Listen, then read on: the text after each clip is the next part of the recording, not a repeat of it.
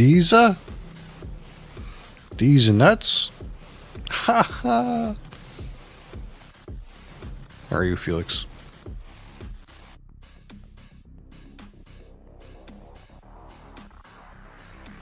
Oh.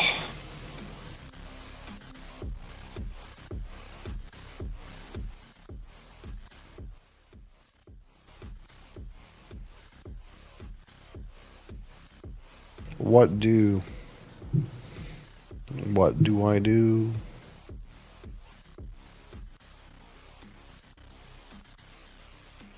I'm here with Cat. Yes, I have Cat. Cat is here.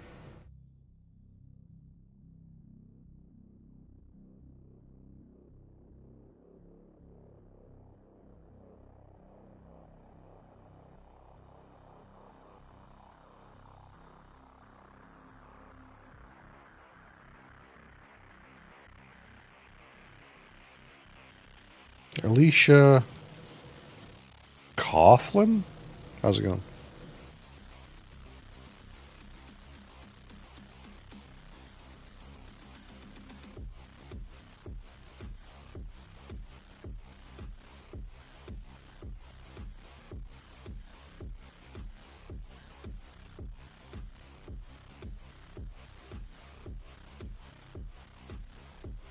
Hello.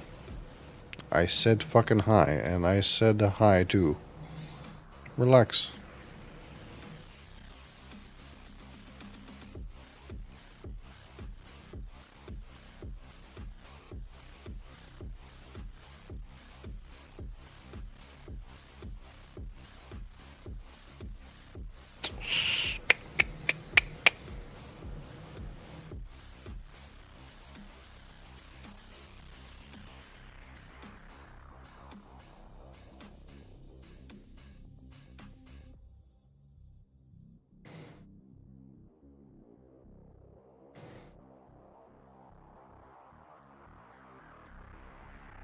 Kamu namanya Sayapal? Brother, I don't speak that language. Unfortunately, I do not know what you said.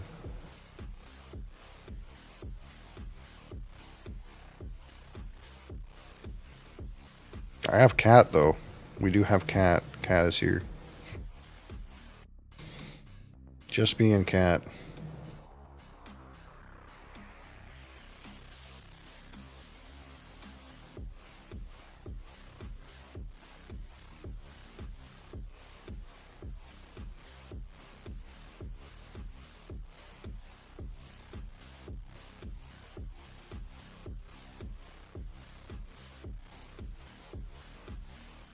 I'm 8? I'm after 8.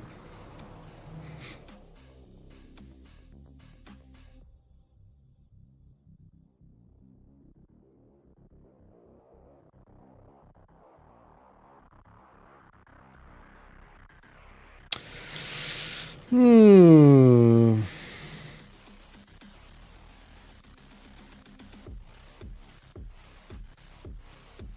What to do?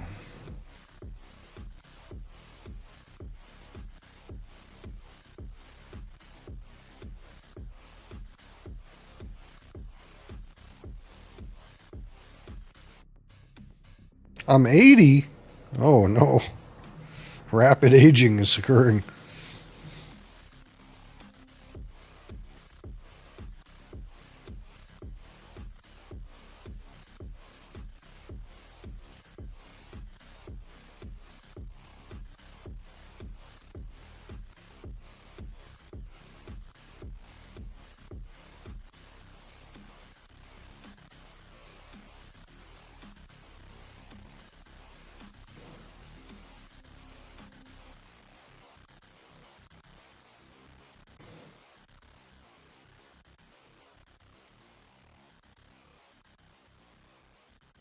You broder.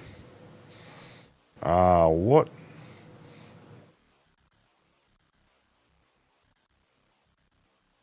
I subscribed. Oh, thanks.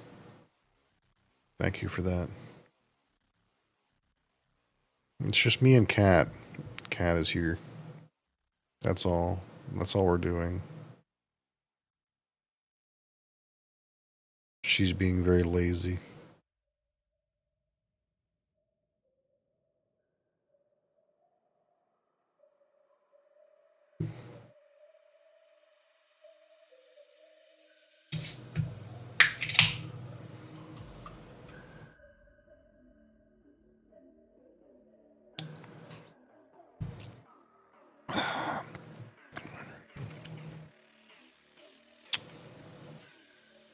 She's a lazy cat.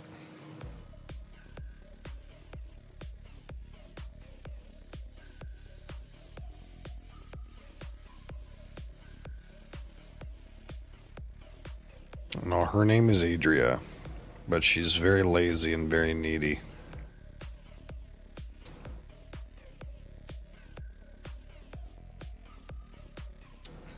But I'm not allowed to touch her. That's how this works. Adria has two functions. If she wants attention, she will walk around and expect you to pet her. But if she lays on top of your arm like this, and you touch her, she just gets up and walks away. She doesn't like that.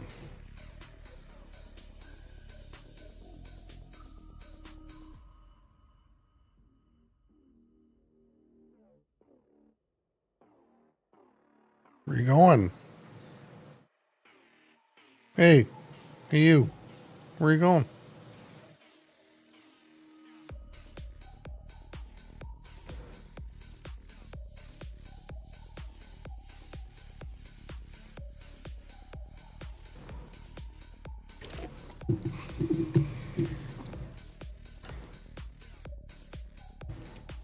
Wow. You're showing your butt to the world. It's pretty rude. That's pretty rude. Yeah. You can't show your butt to the world.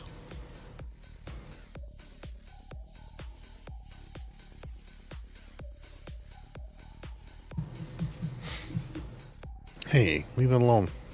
Hey. Leave that alone.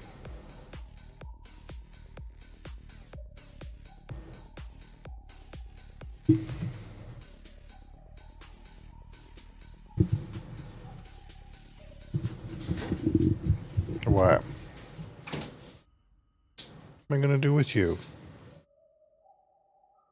Oh my god, an alien flying saucer followed my TikTok. That's terrifying.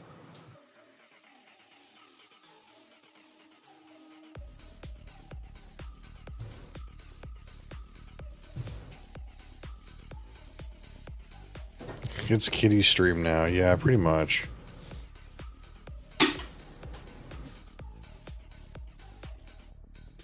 Sometimes we get the brush, but she's less weird about the brush than the other one. The other one's really weird about the brush. Uh-oh.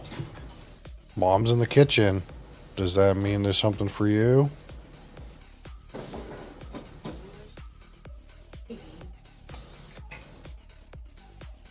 I don't think there's anything for you over there right now.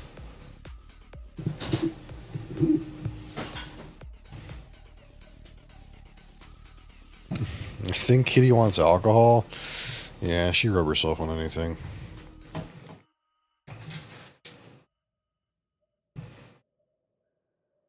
We have plenty of alcohol around here.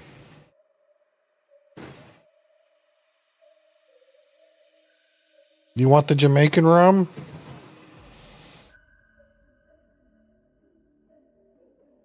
Mosley likes the cognac. That's a little bit fancier. What are you doing? Boy, the trash cat has fancier days. Yeah, I don't know. Literally goes in the trash now. Fucking trash cat.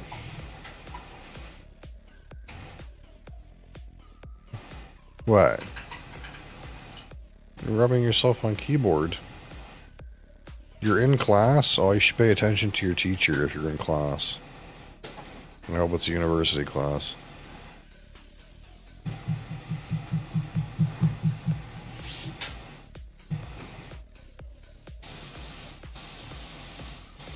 Where are you going?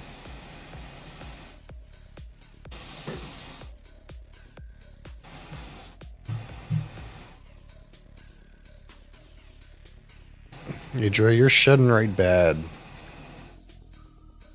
I guess it's time of year for that.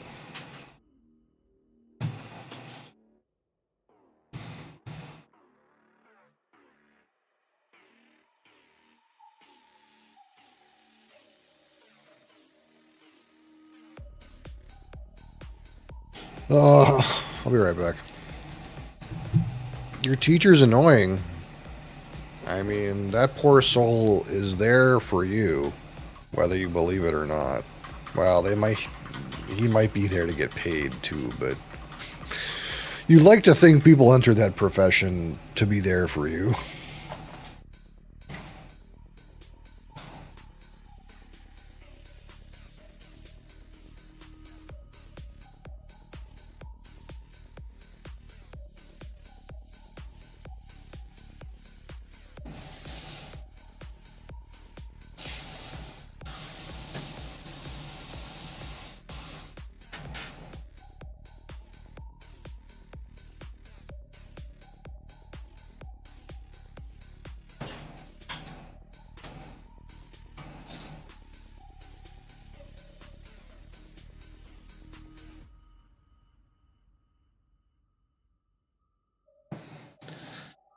Oh.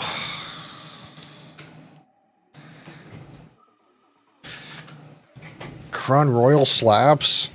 You love the apple flavor? Yeah, I don't do any of the flavored ones, but this one is the Crown Royal Northern Harvest Rye. I don't do too many Crown products, but this is one of them.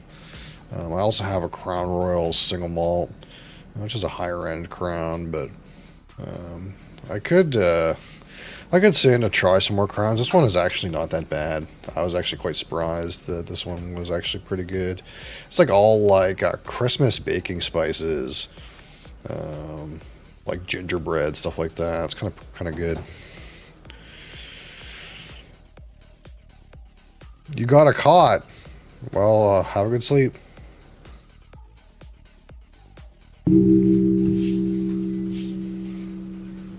But yeah, we do lots of like fine spirits on this channel if you're into that kind of thing.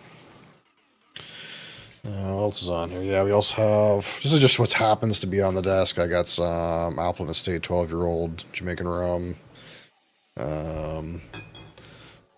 This is a Whiskey Club cask strength exclusive from Shelter Point. Also, actually, another rum here is Smith & Cross traditional Jamaican rum. This is Navy strength, some pretty potent stuff. And over here I got, what else is here? Woodford Double Oaked Kentucky Straight Bourbon Whiskey. But we do like pretty much any and every kind of spirits. We do them.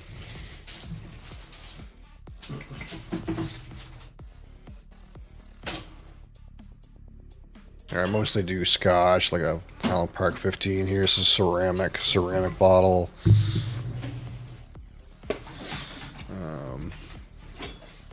Swans, Balvenie 14-year-old. We compete.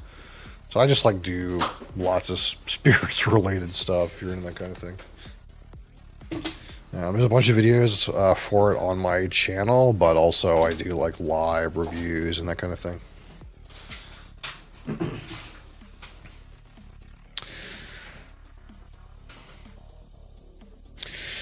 Sucker for flavored whiskey? Yeah, I can see that.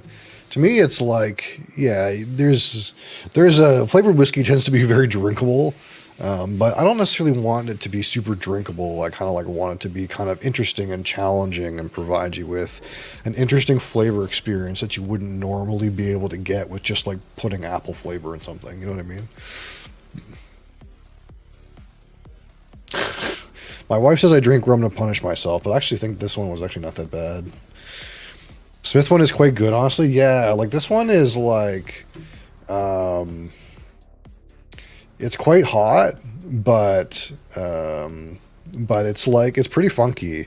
But I've heard that this is like the starter. Like if you really want to get into like funky Jamaican rums, this is like the first place you go. But there's all kinds of like crazy and interesting funky Jamaican products that you can go like more expensive after this, right? So that's kind of like where I'm at. That's my whole YouTube channel. Yeah, my YouTube channel is exclusively like spirits related content, but it's mostly just cuts of what I do live. I'm a live focused broadcaster. I don't like to like sit around and do a bunch of like editing and like really like pump out a 5 minute video that's like really flashy. It's kind of just more like me cutting what I do live and posting it onto YouTube. And I do like video games like 3 hours a day too. So I kind of like play some games and then we do like spirits related content for like an hour and then I cut that and put that to YouTube.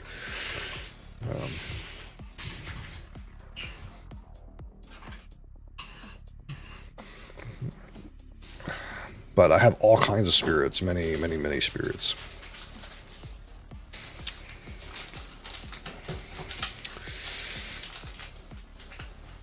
My father-in-law is a huge rum drinker. Last Christmas, he had this super expensive one. I took one sip and I had to stay for the whole day. Yeah. Like there is definitely some more expensive offerings for sure. It's kind of weird a little bit with rum. It's kind of like it's almost like every region of rum is a little different. So like stuff from Guyana is different from stuff from Barbados, which is different than stuff from Jamaica, which is different than stuff from Trinidad, right? So, and there's like very prestigious distilleries in every little Caribbean region.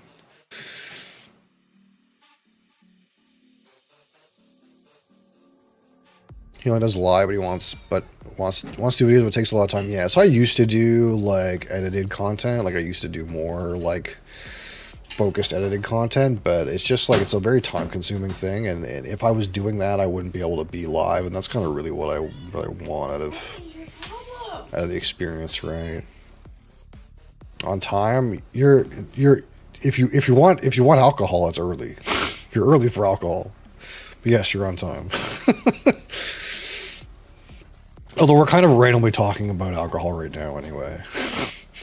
Normally I play like games for like the first 3 hours, but if we sit here and talk about alcohol, that's okay too, to be honest.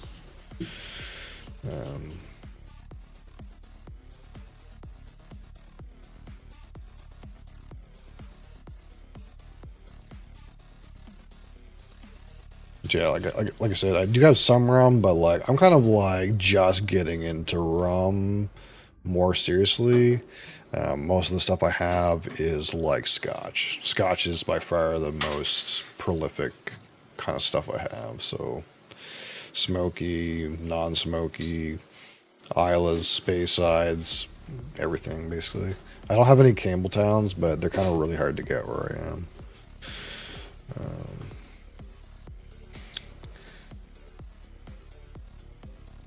Games are you into currently? I'm kind of like all over the place right now. I like to find something that I could like waste 100 hours on, but it's kind of hard because I'm like not huge on single player experiences, but the multiplayer experiences that are around right now are like not my favorite. So like I played Path of Exile 2 yesterday, but the current state of that game is maybe not optimal. So I don't know. I don't know what comes next. I was just going to screw around on Path of Exile 2 today, but I can do whatever, really. I'm not attached to anything right this second. I kind of just play whatever I feel like.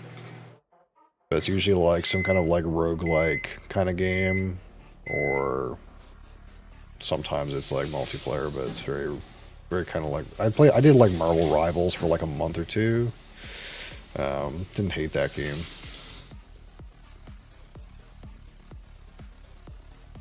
Ever tried Repo? No, I've never tried Repo, but I'm well aware of Repo. There's a guy I know who's playing a bunch of it. One of the problems that occurs to me with Repo is the camera angle is really wobbly. And I'm like the kind of person that have really bad motion sickness. So if it's like first person, it takes me like 20 hours of gameplay before I like stop feeling motion sick. It's like really difficult. I had a puzzle game I actually really liked playing called The Witness. I played it for like 2 sessions of like 2 hours. It'll make me vomit after about an hour. So it's really hard. Like, so I like to play things that are like top down or isometric as much as possible. But if I really want to commit to something, I played Doom Eternal for a while, but it just took me like a week or two of playing Doom Eternal before I felt like I could play it for more than like a couple of hours at a time. Marvel Rivals was legit Overwatch 3. Yeah, I think they're supposed to be. Isn't it supposed? They're supposed to patch it soon. I think Marvel Rivals. Um, There's supposed to be like a new patch, or it's already happened or something. I can't remember. I've been off of it for like a month, I think. But I did used to play it like I was on it like every day for a little while.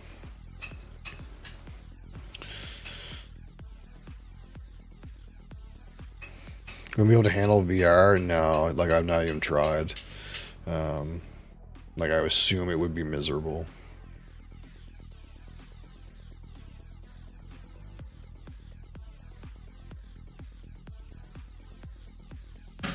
Do you play with your wife? I wish. Unless you mean something else. We don't get a lot of time together to do stuff like that. Unfortunately, we're both very busy. I would like to do that though. I'm assuming they mean play games together, but did you play Hades? I did play Hades. I did play the original Hades, but I didn't play Hades 2 yet because it's like not done. So I kind of like want to wait for it to be done, you know. But I did complete original Hades. And when I say complete, I mean like I played it enough that I got to like the normal finishing state. I didn't like grind it to unlock 100% of everything. Which is like hours and hours and hours. Doing sick, but it's the same over and over. A little bit, yeah. I definitely meant video games, I know.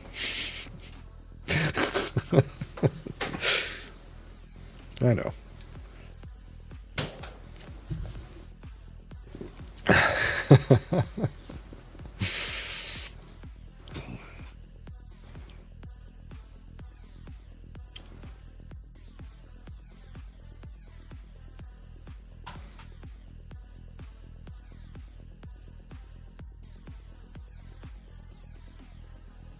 Looks thick. That's peak. That's peak, is it? Yeah. Peak foam.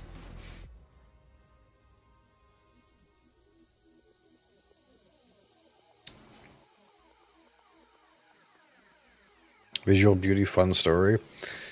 Yeah, a lot of people I think liked the story interaction. It was really good for story based in a roguelike game because roguelike games a lot of times they don't do the story that well.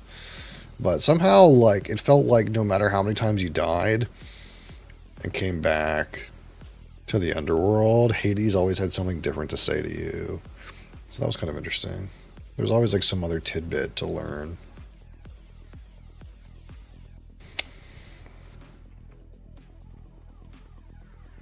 But I get to work. I understand that. I'm the only reason I can be here is because I'm a graveyard shift worker. So like, this is like after work for me. But yeah, have a great day at work. Hopefully it's not shit. Even though probably it is, unless you love your job. Some people love their job.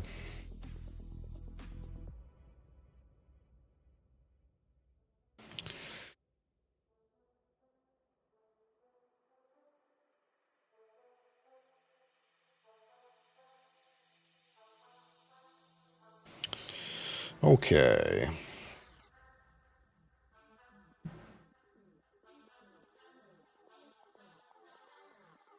Well, I guess we'll pop on a Path of Exile. See what's happening. It's making money so I can't complain. Yeah, I feel that. I feel that. That's the most important, right? Getting paid.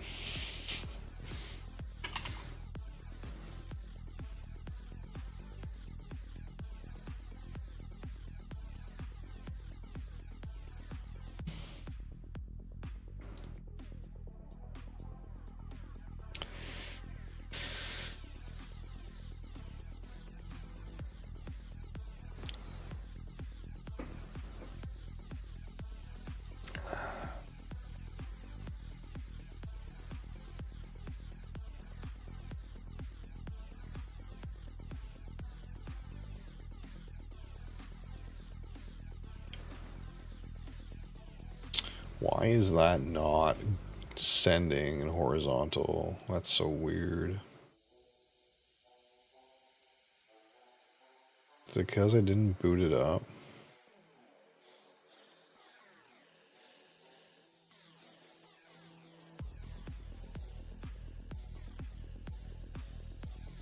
Seems like it.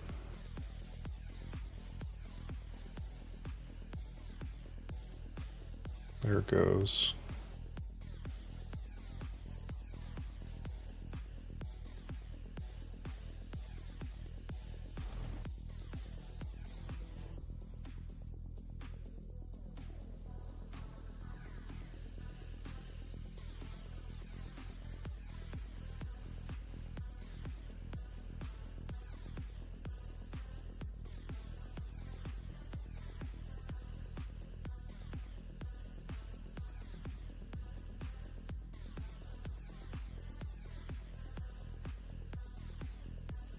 It's thinking. It's thinking about it.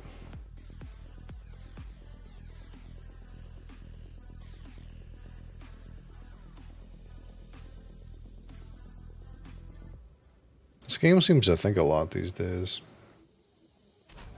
For some reason.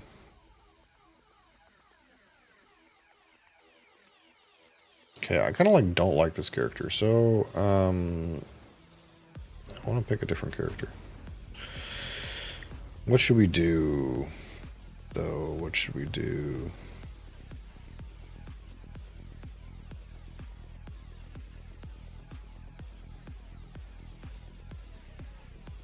Man, I wish Pantsless Man was in the game.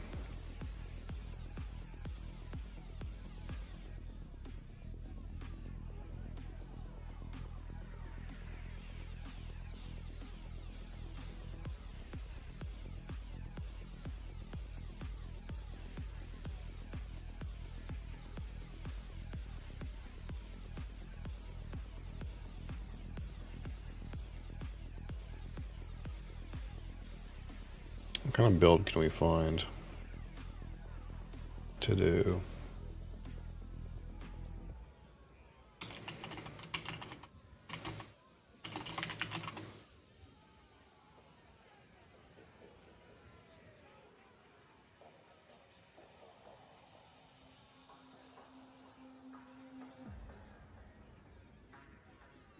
Gas arrow.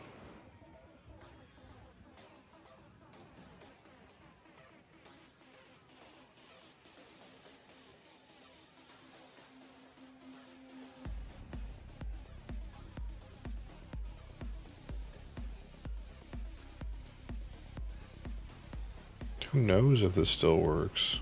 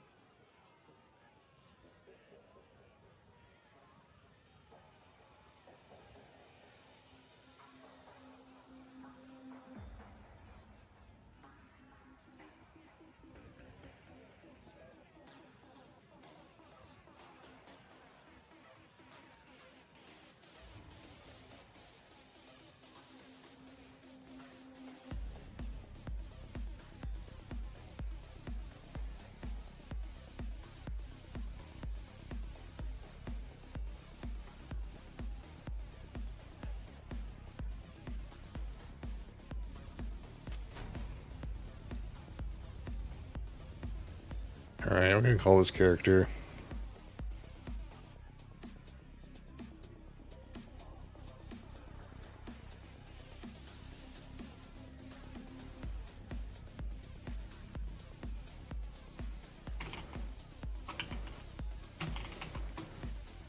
What, really?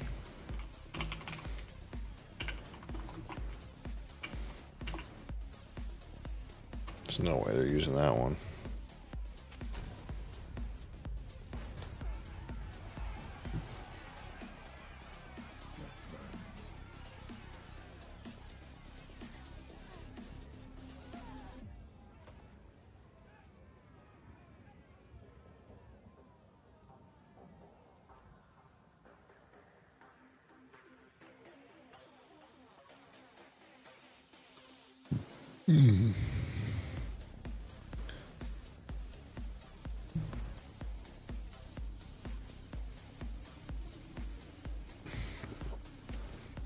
Wasp did.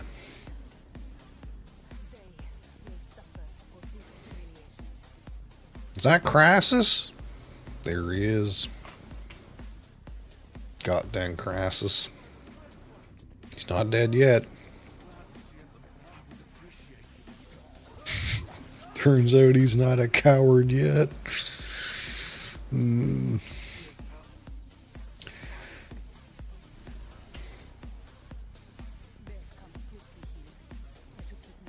Fireball. Fireball.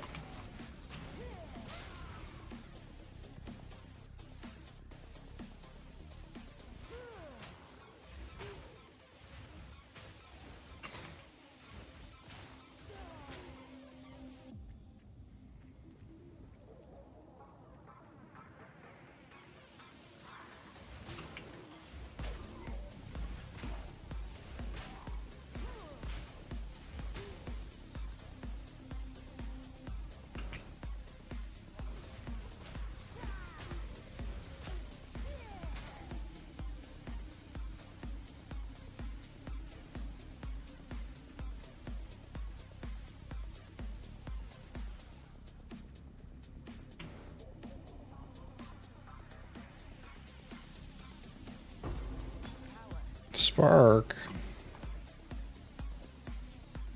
I don't want that.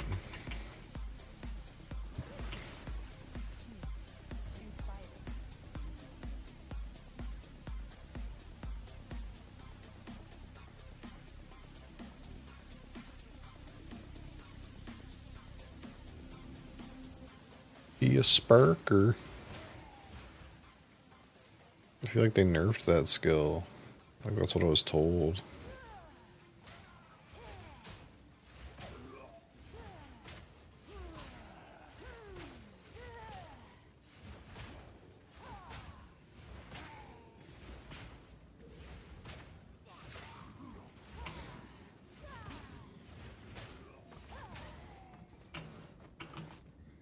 Oh boy, a glove.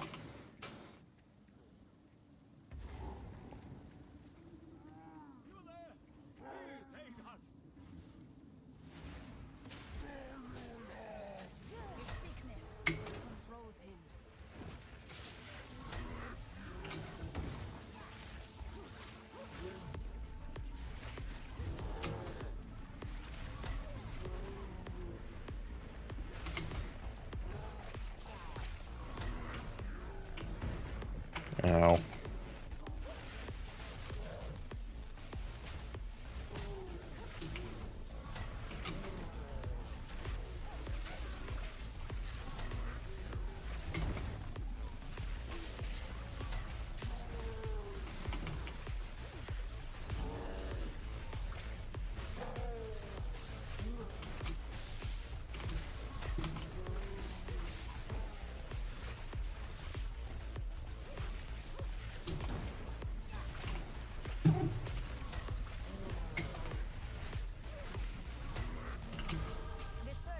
You're back, cat.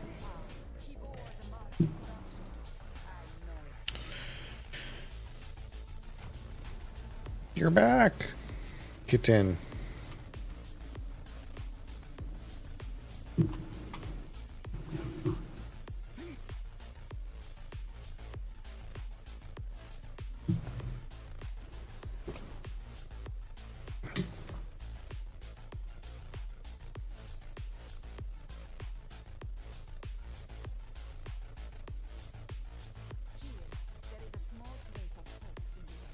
Power siphon. Lag. Hi. Can I get you something? Something you need, cat? Occults.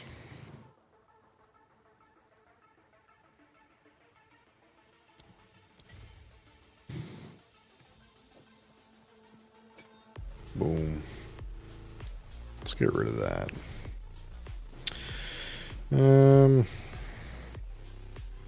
Shard these things. Your tail's in my face. Your butt is in my face.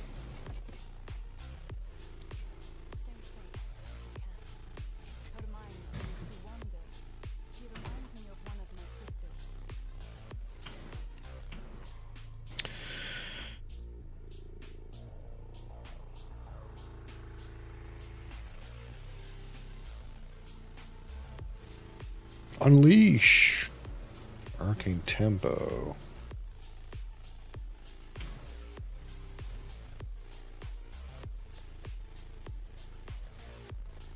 It's Unleash level 2? No. Ooh. Ooh.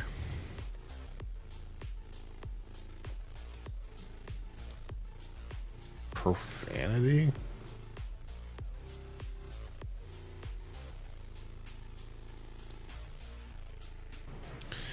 Unleash.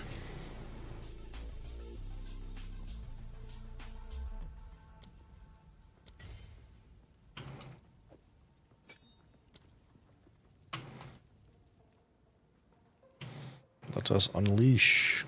How can I help? Anything take your fancy? Anything for me? Oh, I have plenty of dollars.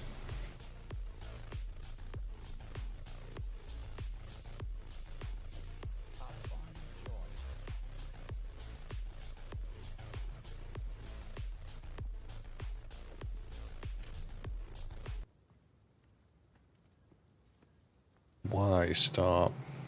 Continue. The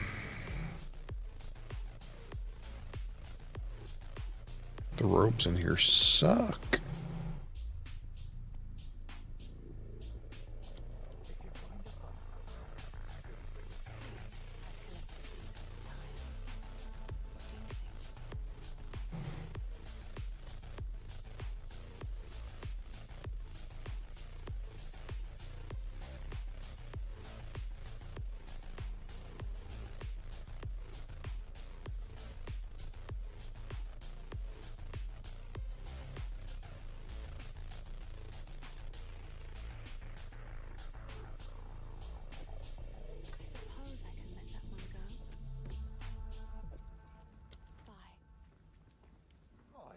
Take a look. I suppose the shields would be in here. Sure.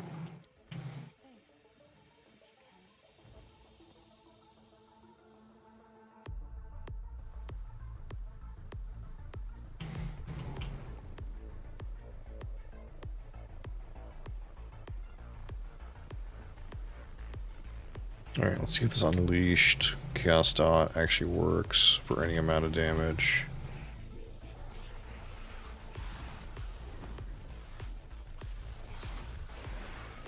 It works very slowly, but does work.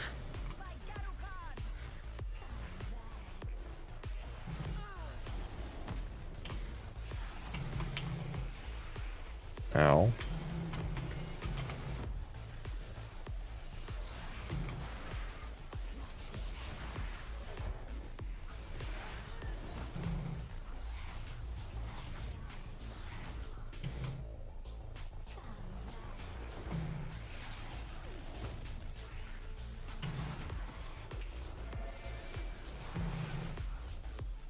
One, two.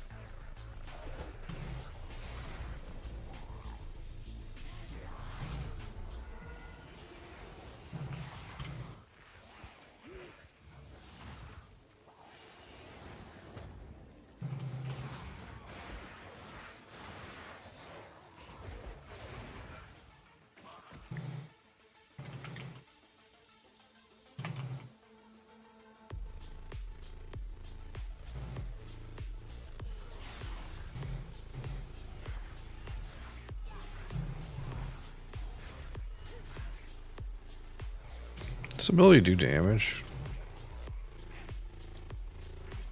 I don't think so.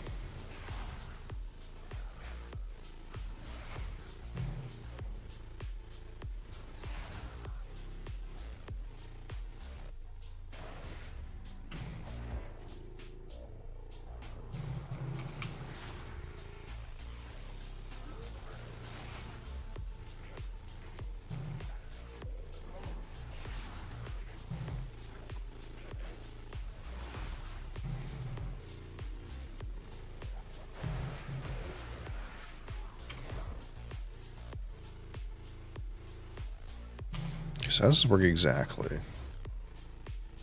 Cast damage per second.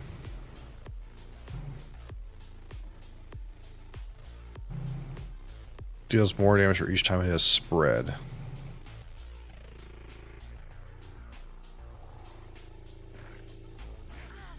Yeah, so it spreads when they die. And it's the spreaded one that does the real damage. So once one dies, a whole bunch of them die. So really I want to, like, have a different wand, probably, but... so I can get one killed.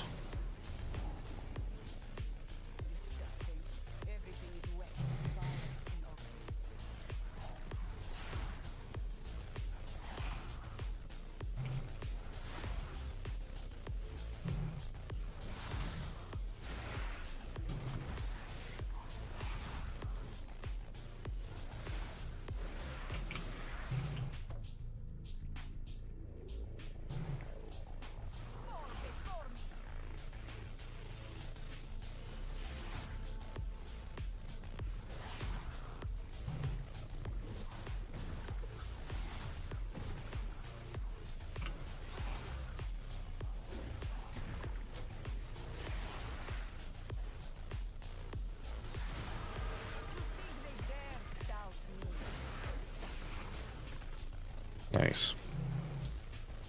That works pretty well. Alright, what are we doing here? Okay.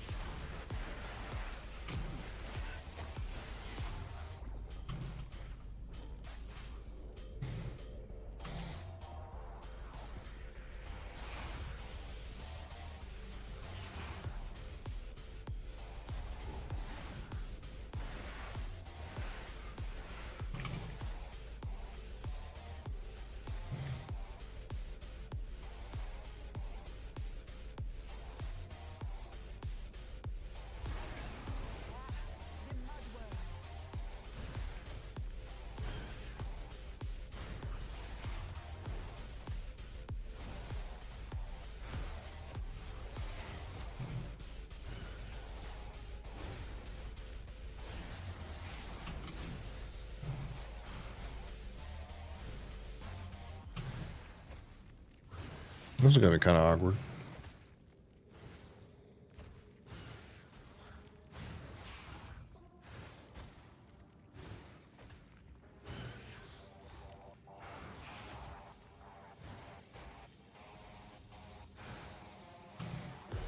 till it starts like doing something. Though it might not be so bad.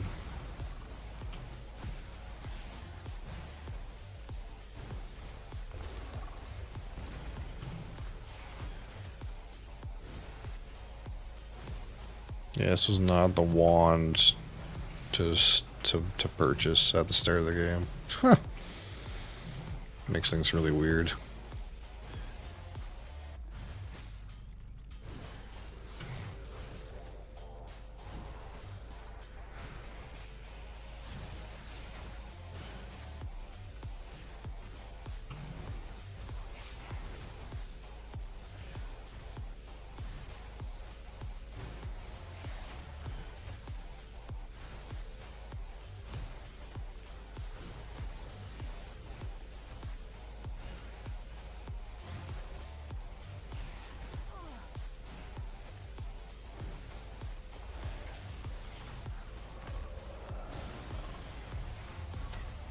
There we go.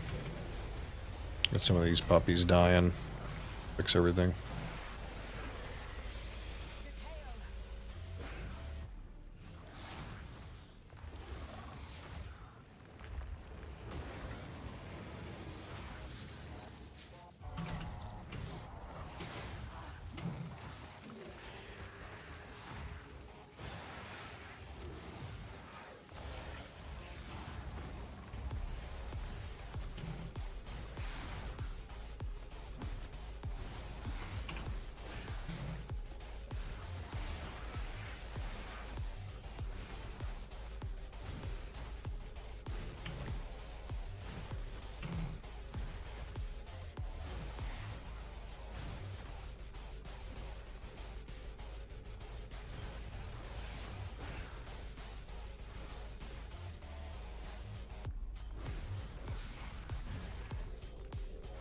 Slowly.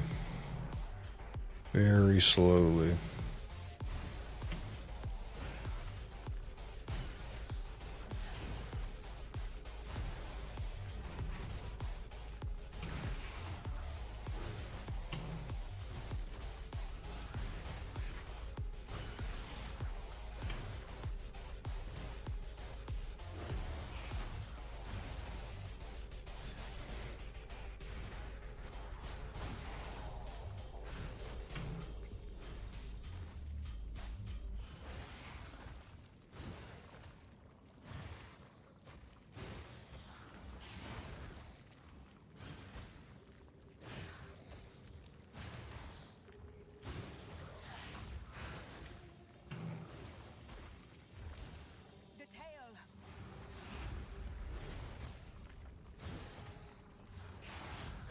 I'm gonna bring these bugs over to the head so they can spread.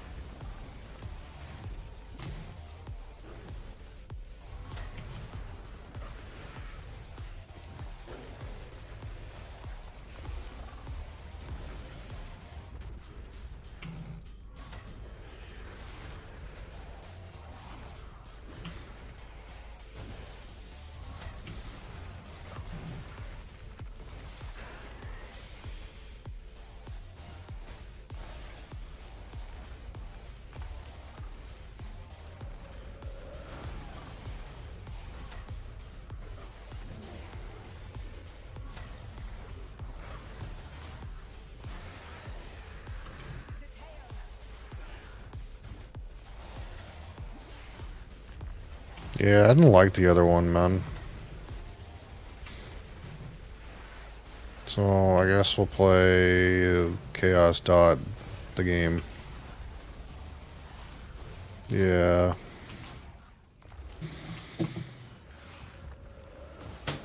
I saw a sick lich build. Hit me up. I didn't like the like thing where I had to like press 16 buttons to do my character. And I don't mean like in the sense that like I don't want to press a lot of buttons. I mean the sense like I had to stand there and like press 16 buttons and not, while my character was getting his ass handed to him. And then tornadoes came off.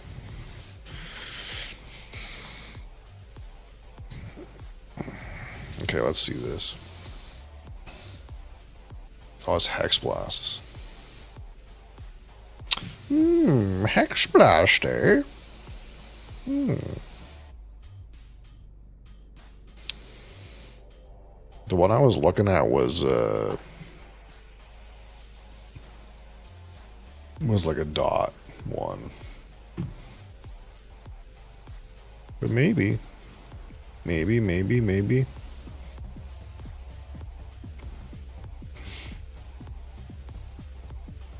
Logged out of Chaos Dot.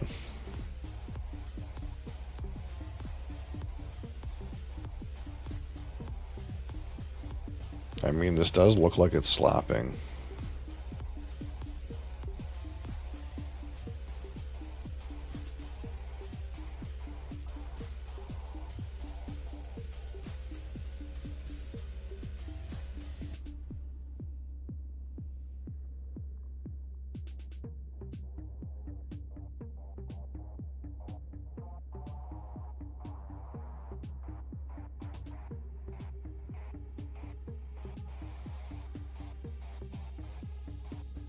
Max roll build.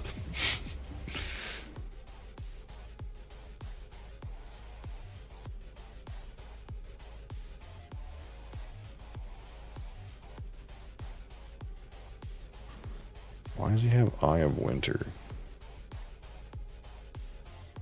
Oh, it's got Withering Touch on it.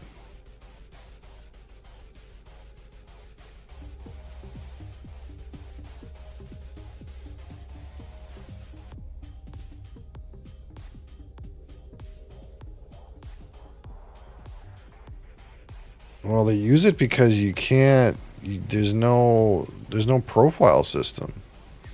You can't go and look at other people's fucking shit. There's no Poe Ninja. So all you can do is go by what people tell you.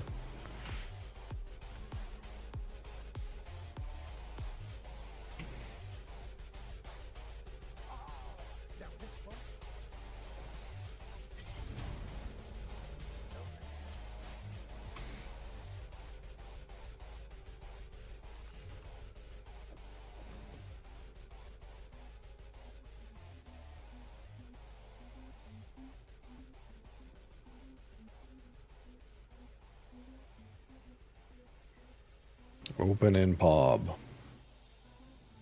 Open in Pob.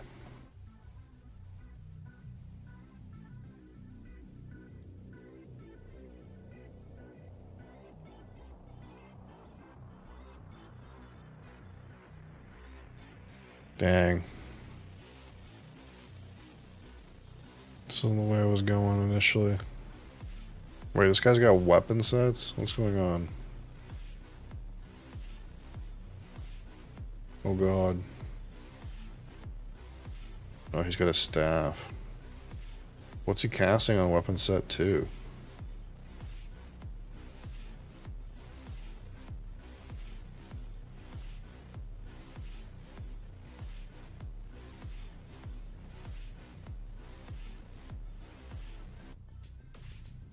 Impending Doom.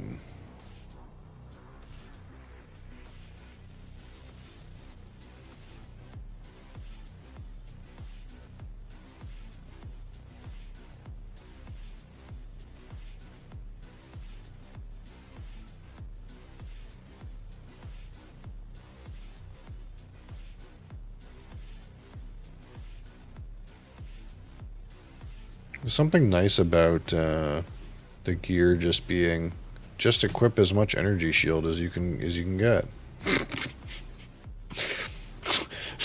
Some basic comfort in that.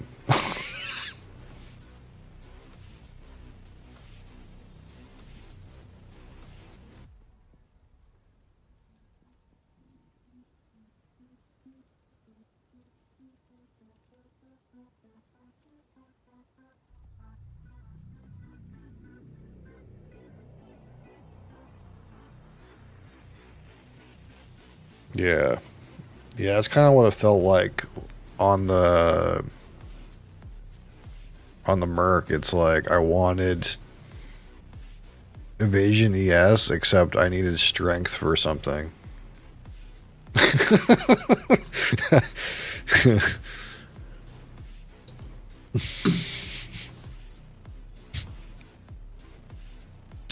So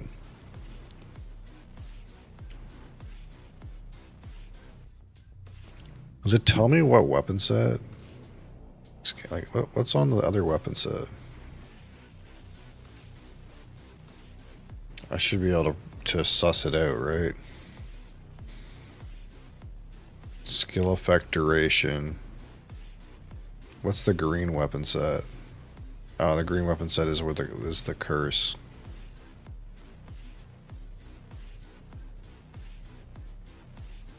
Like he must be casting the curses on his second weapon. And the damage on his first weapon. It's all skill effect duration.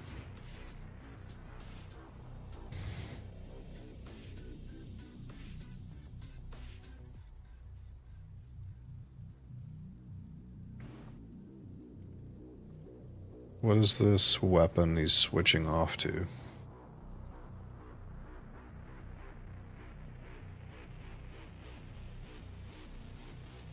It just has a bunch of cast speed on it.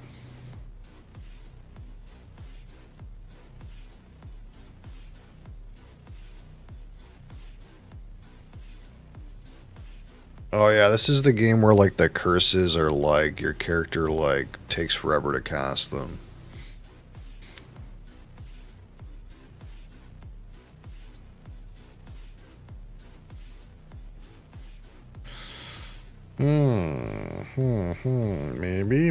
Maybe.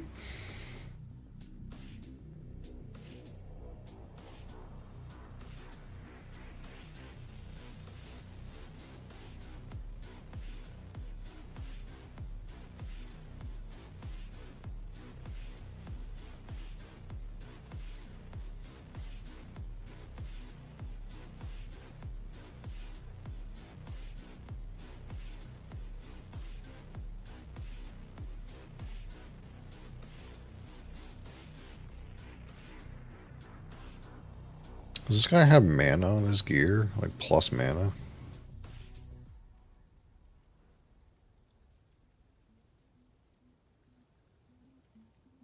Not really. I guess this has mana on it, but it kind of just happens to have mana on it.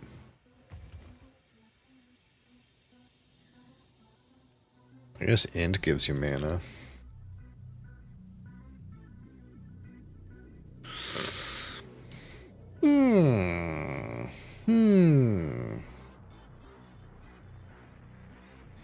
Well. Well. Let's put this over here.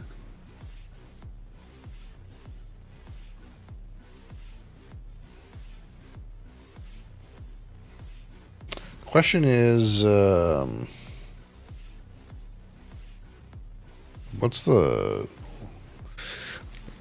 like minimum to get this shit like working?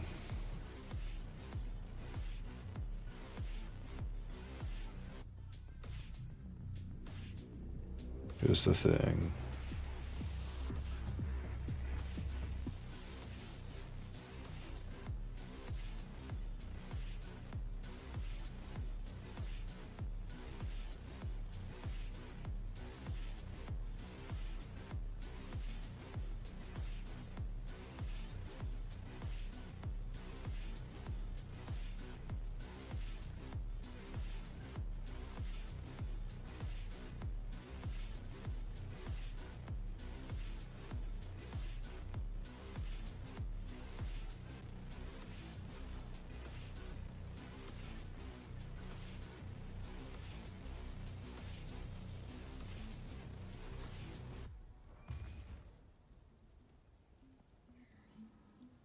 Yeah, I don't know, like what gem level even is Hex Blast?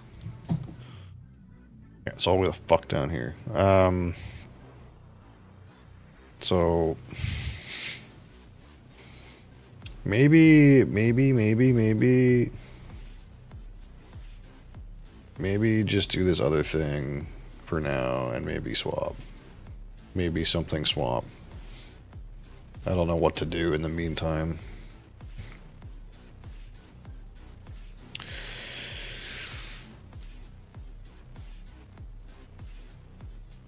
I need a better weapon, though.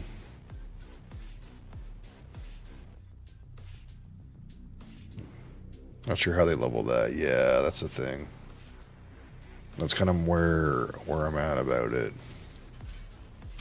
I'm like, I don't know what the fuck. How do we get from here to there, sort of thing?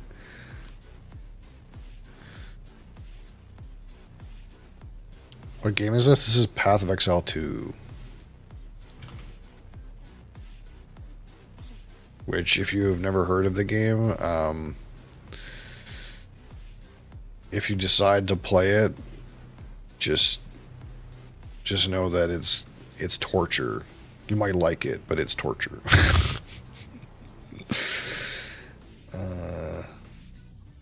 I need a spell that, like, does damage. Chaos Bolt. The thing is, it says spell damage on it, but whatever. I need to, like, shoot something. Is it still in beta? Yes. It's actually worse. It's paid early access. Absolutely worse.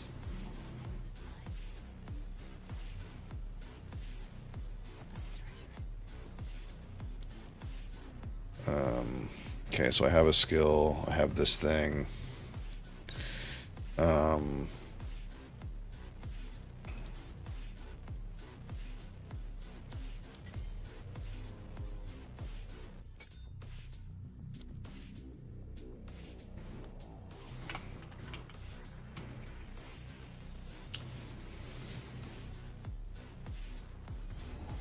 Maybe I can kill stuff better now that I have a way to pop the dot.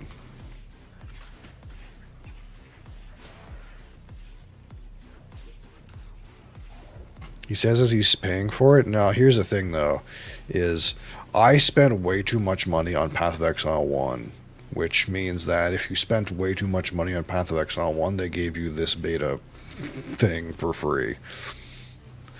I know that kind of means I still paid for it, but it was free on money I already wasted. I didn't spend that money expecting to get this out of it. If I did, oof.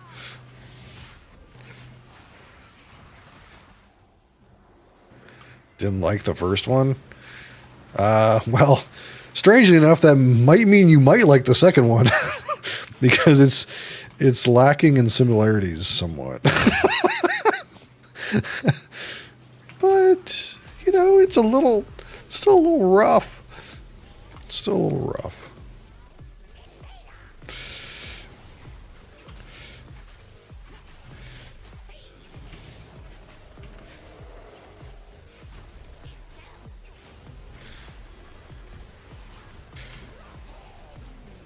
God damn it, I didn't get that fucking thing spread. Yeah, the awkward part about Contagion is like the stupid shit where like you want to spawn a mob and have the mob go beside the boss so that you can get the thing to spread at a good damage rate. It's like kind of weird.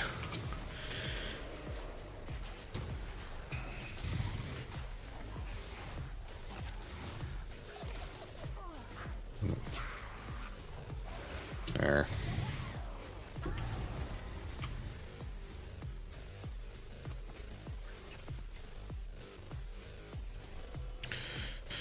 A bunch of junk.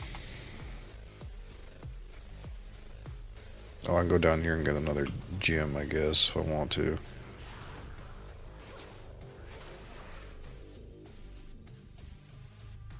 Down here somewheres.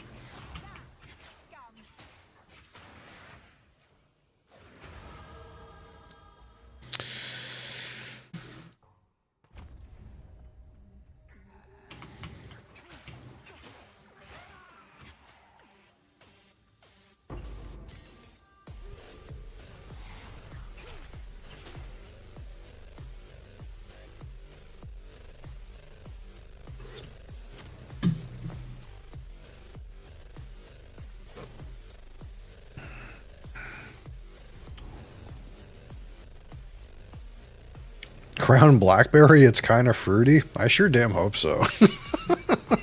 I sure hope it's kind of fruity. How's it going, Chris? I detect a slight hint of bramble fruit on this one.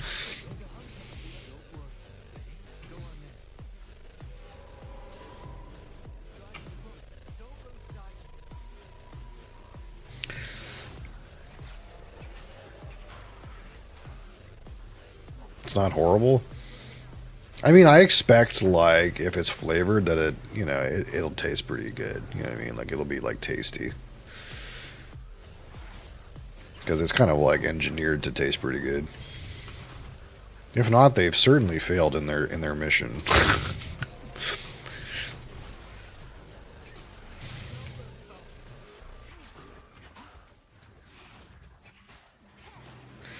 Hunted by the fabled stag.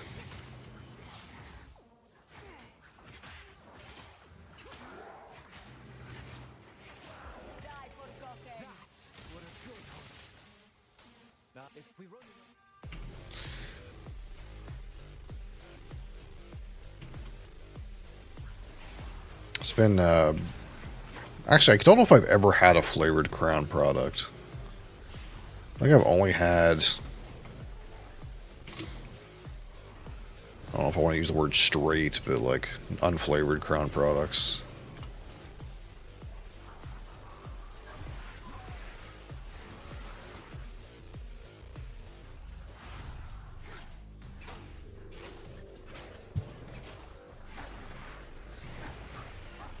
If winter would end, amen, brother. I think we're supposed to get snow the next 2 days or some shit.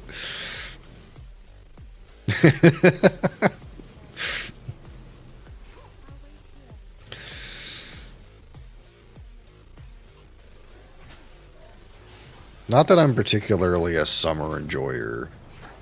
I'm kind of more of a, like, sweater weather kind of person, I think. I don't really like the heat, but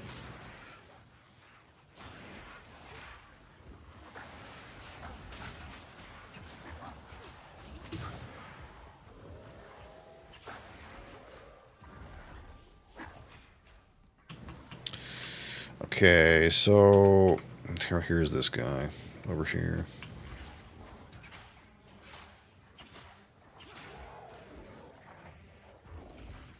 Oh, I couldn't bring some mobs in with me?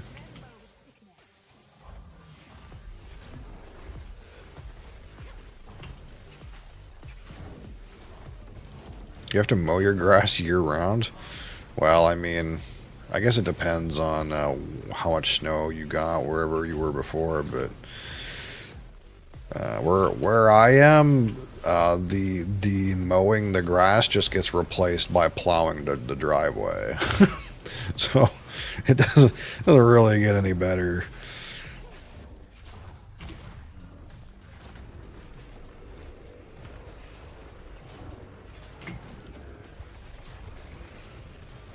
There's so many balls.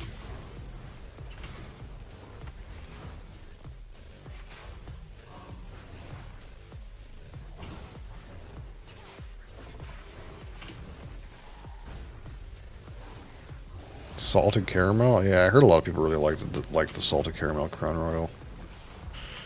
Pennsylvania. Oh. That's definitely a little bit worse than Mississippi.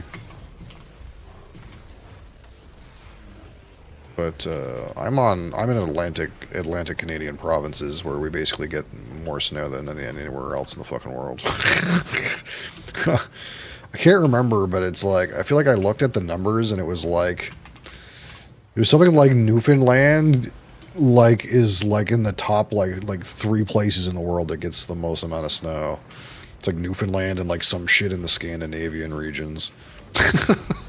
And I'm not quite in Newfoundland, so it's not that bad, but it's still pretty bad.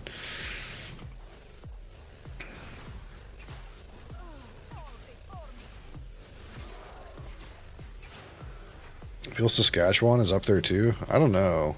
I'd have to look again, but it was like the average snowfall in Newfoundland was like really stupid. It was like a lot.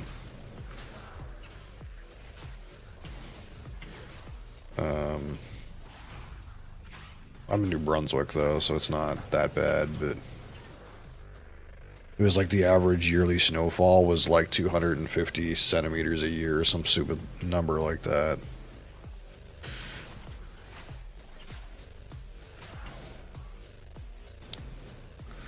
Sure, we had a lot. Yeah, I don't know that I would consider this year, at least for us, to be notable. We just get a lot all the time. You can keep it. Yeah.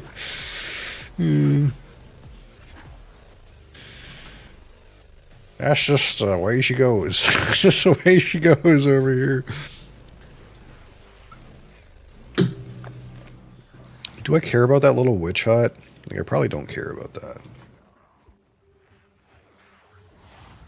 I just gotta go to the Red Veil or whatever.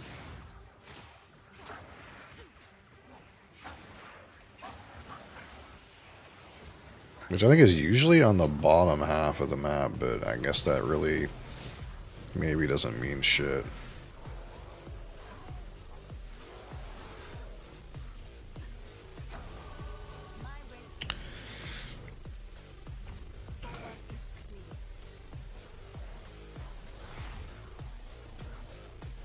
Yeah, but I haven't been doing too much. I mean, again, we did do the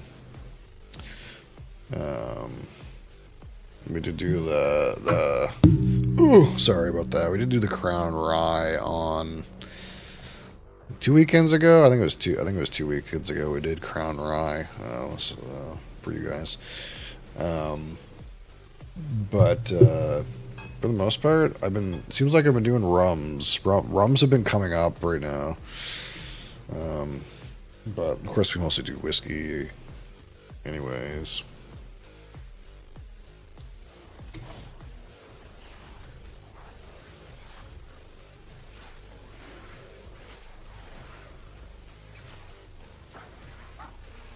Am I day drinking? I'm not consuming alcohol right now, but I'm an overnight worker, so I typically do an hour of spirits-related content around 11 o'clock Eastern Time.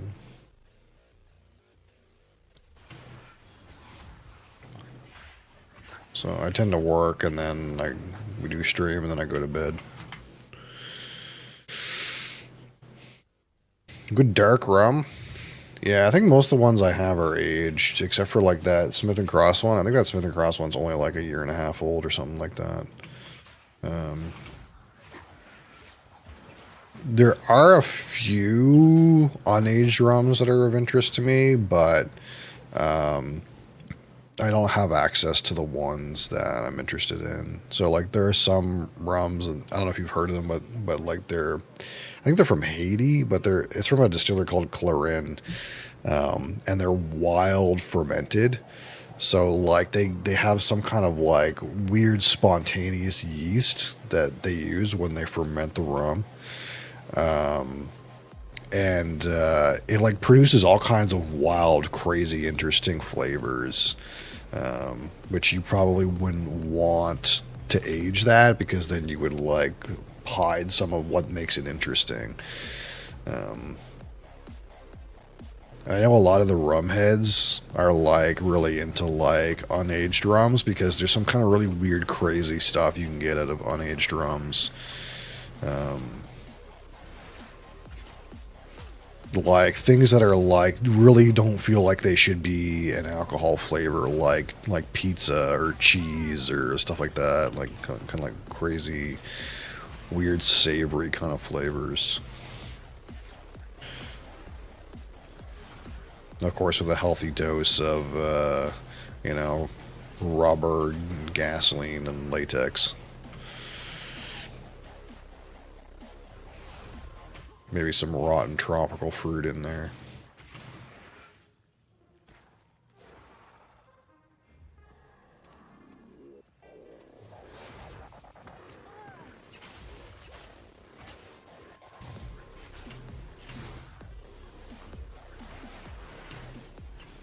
Yeah.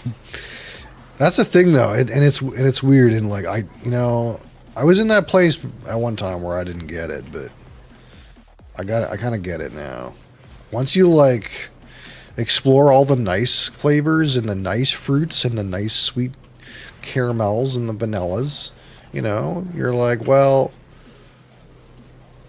I've done that. I've done that many times. Can I do something more interesting? And more interesting is like lemon pledge and gasoline with a hint of cheese. That's where you end up.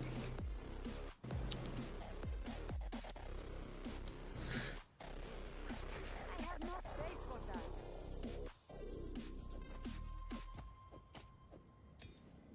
Kind of in the same way that like I really enjoy Isla Scotch, and that's got lots of flavors people would find challenging, like medicinal components like iodine, or what's another good one? Tar, burnt rubber.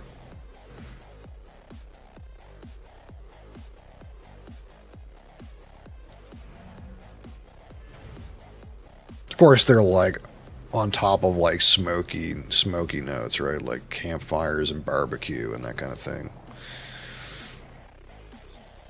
Grilled meats, barbecue sauce.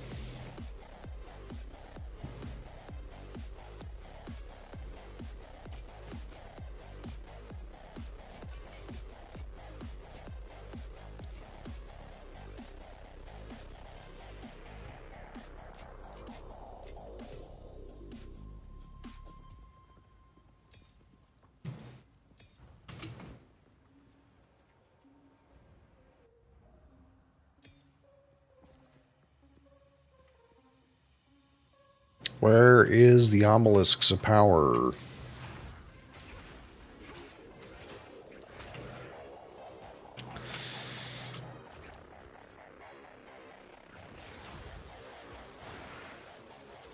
Seems like you're fighting endless hordes of demons with just the same attack over and over again. Yeah, I only have 2 abilities right now, but I mean, it's kind of like my character is what, level 5. So I mean, it makes some amount of sense. Oh no, I didn't use the fountain.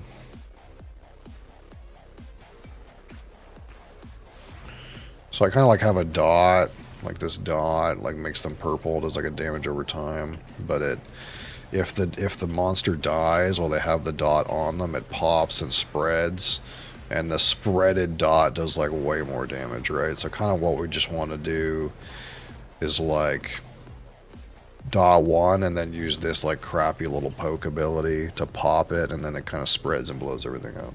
That's kind of like how this spell works. But of course we're very early on in our character's lifespan. Or we'll quit the game. That's another option. We can always just quit the game. That's always an option.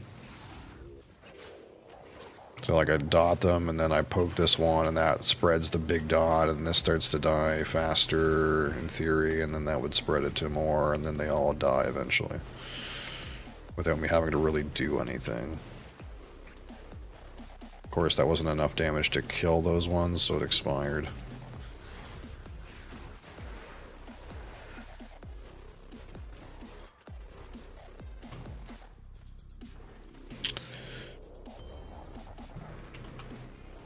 There's one.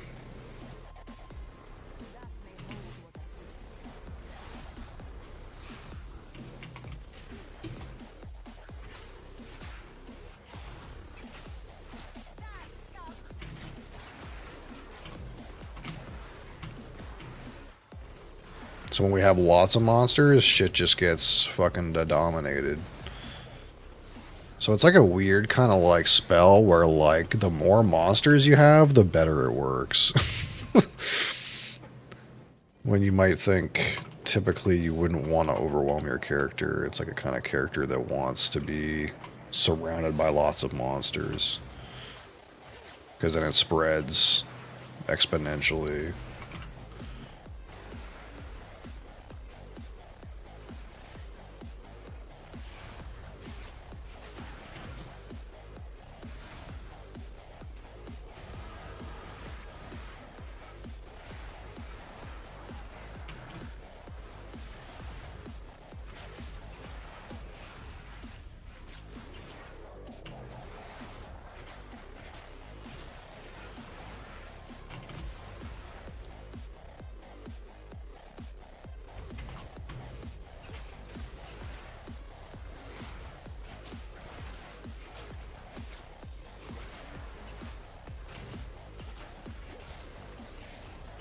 course, this guy's gonna be a pain in the ass.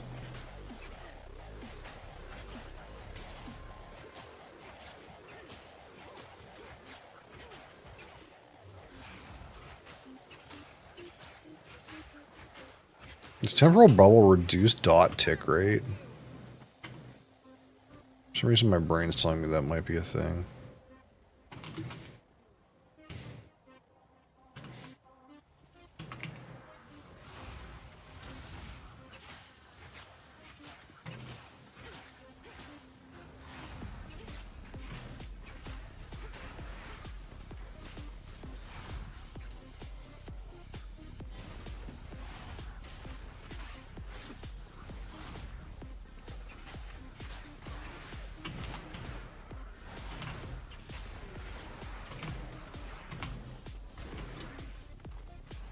Alright, here's another one of these. It's going very slow.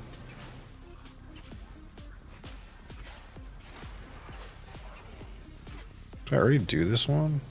Why does this look like it's... Oh, I technically didn't apparently defeat all the monsters from this one. That's annoying.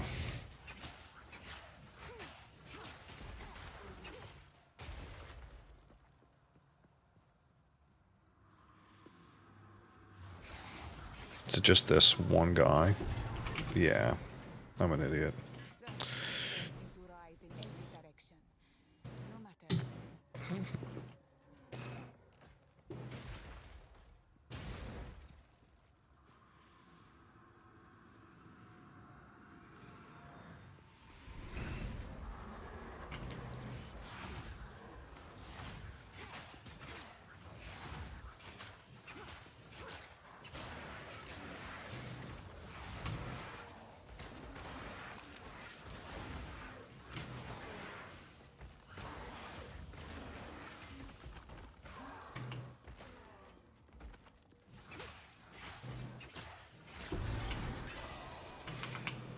Alright, where's the last one?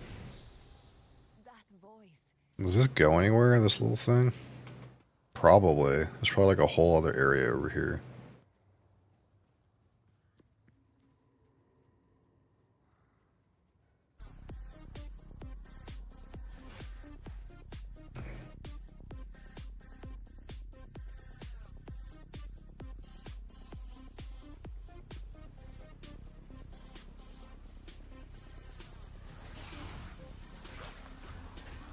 Ooh.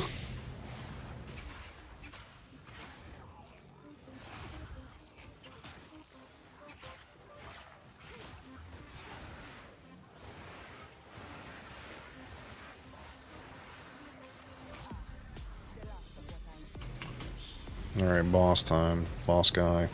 Boss thing.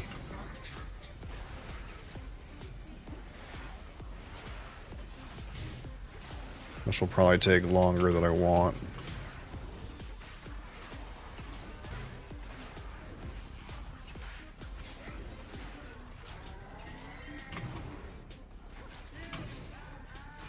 I guess I just gotta keep, like, making sure these guys blow up on him so he gets the good version of the dot.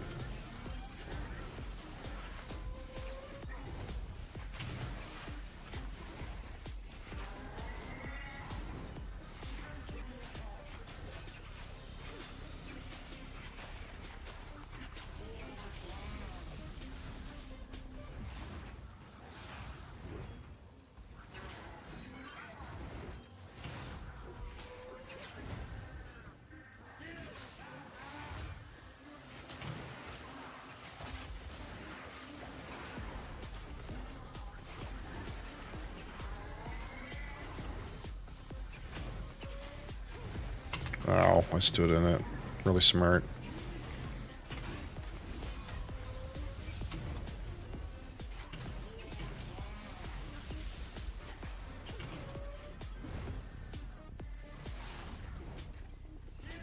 You have to go to the dump today. That's different than normal. Normally you just say you have to take a dump today. Did you get your toilet fixed? Or I guess I should say your water.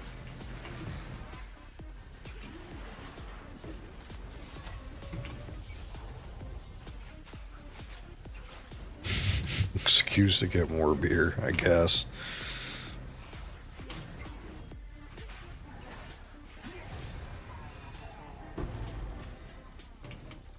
$12. Oof. I must. That's a big oof, brother.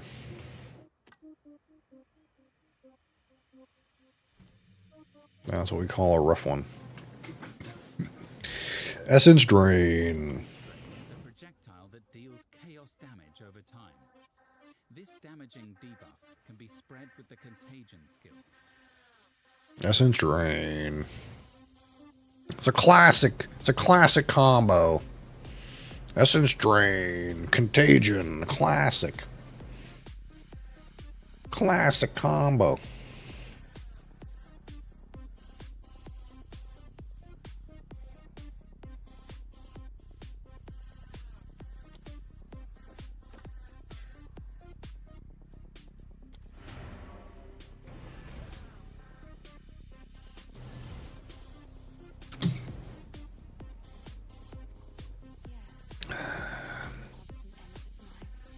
Cast speed.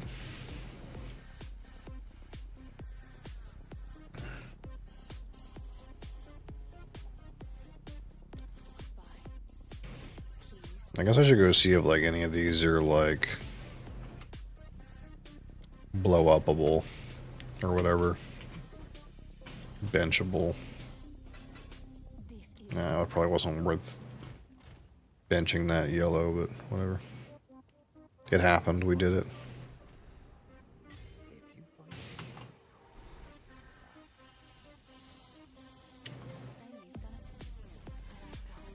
We'd be like Elon Musk and ID this wand out of the vendor.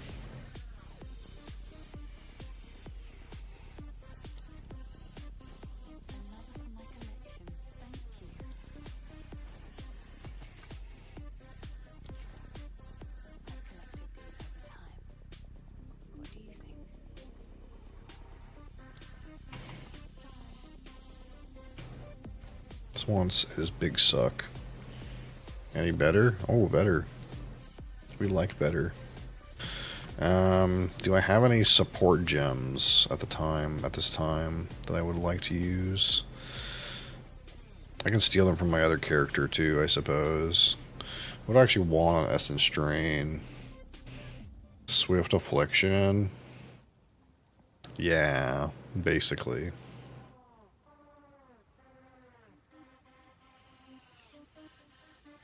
Basically, yes. I don't have Swift Affliction, though. I don't have any of the things. Any of the things that I want to put on there. I don't think there's anything in here that I want to put on here either. So, whatever. We'll have to wait till we get some more support gyms.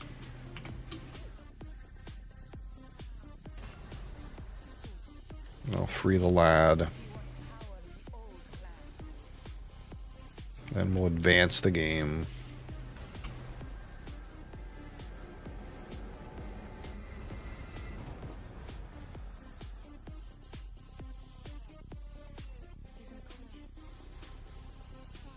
Goodbye. We gotta go find the little entrance.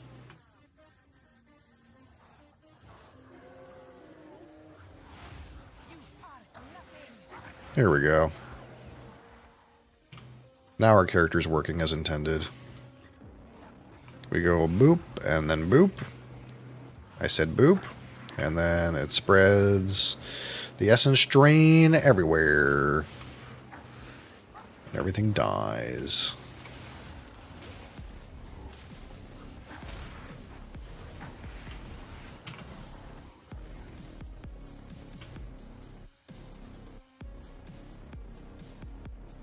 Classic combo. Contagion, Essence Drain, classic. Uh-oh. What's happening? Crassus?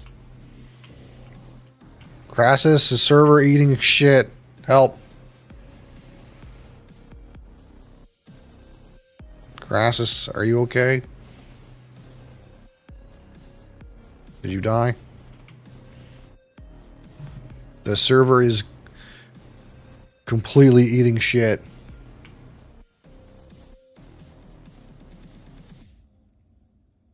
I did it, he says.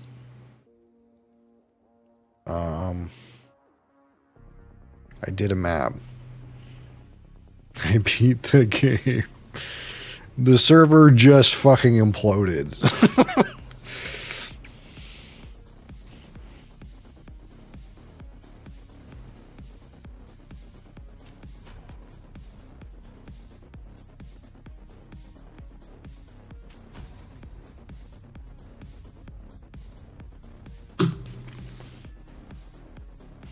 Okay, can I play? Seems okay.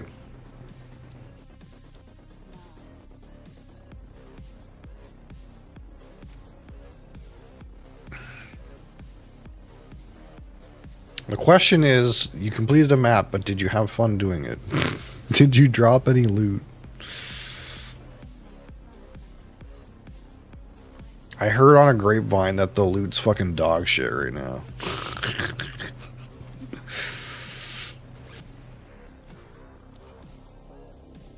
You got an exalt. Well, there you go. You got something.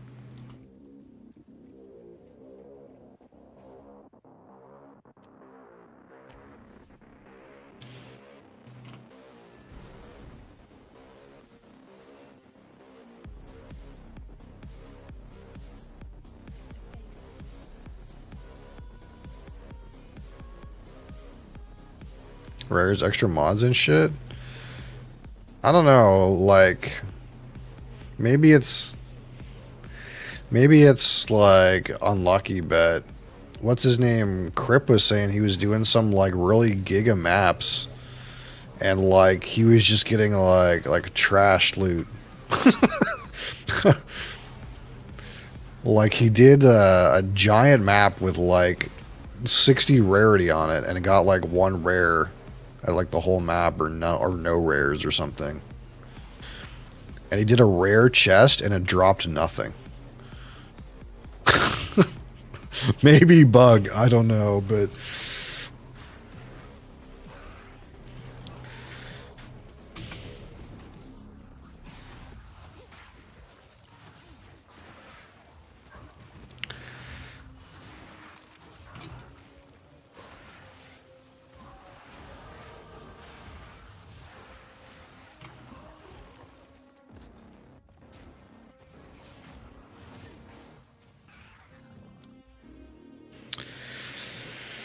okay, where does this guy want to go?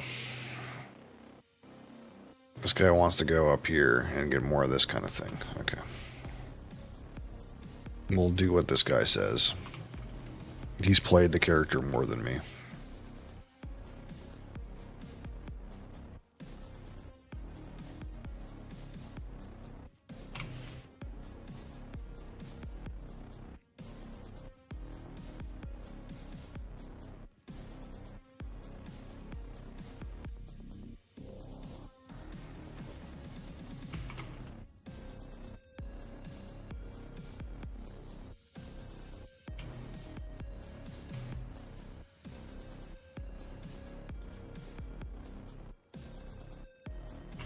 Oh man.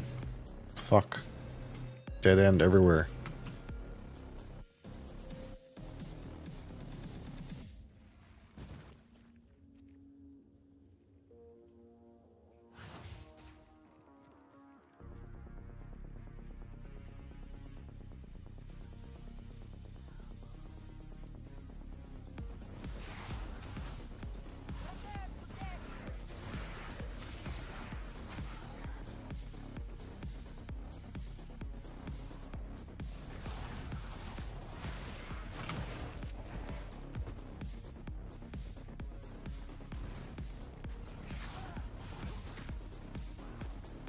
The hell? That one didn't get contagioned.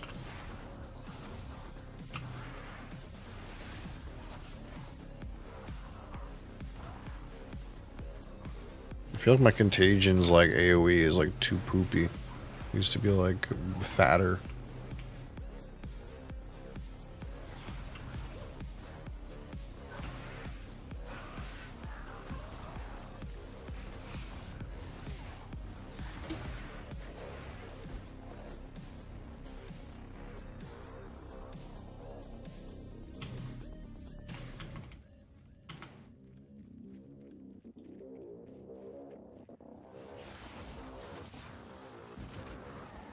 Oh, I also watched that bit where like Steel logged onto his Screamer from last patch and tried to play the game, and it was dog shit. Yeah, when his characters like got goated items on. So that build seems like it's dead.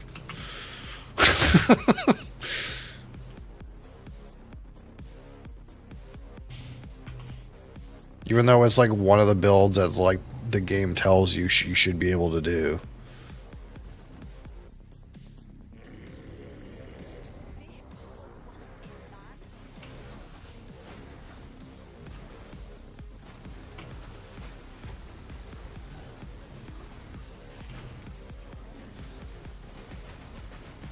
It's like, here is this build in a can. You scream and it puts corrupted blood on them. And then you try it and it's dog shit. It's like, oh, why did it tell me to try this?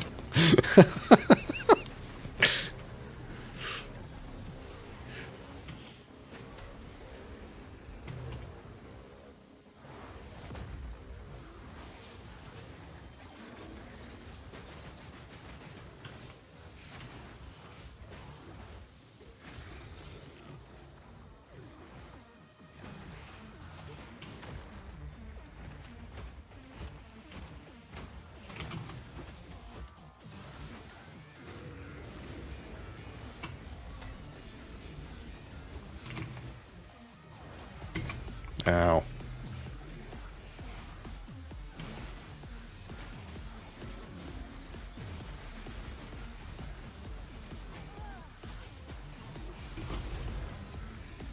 Uncut support Jim.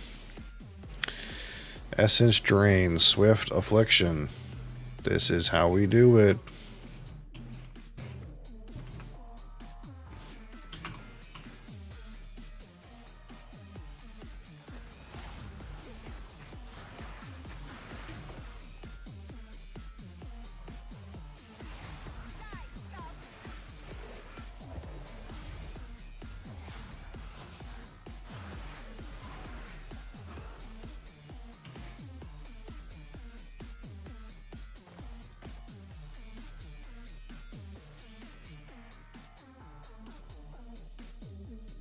Yeah, I don't know. I'm enjoying this character or more than I was ever enjoying that fucking other character.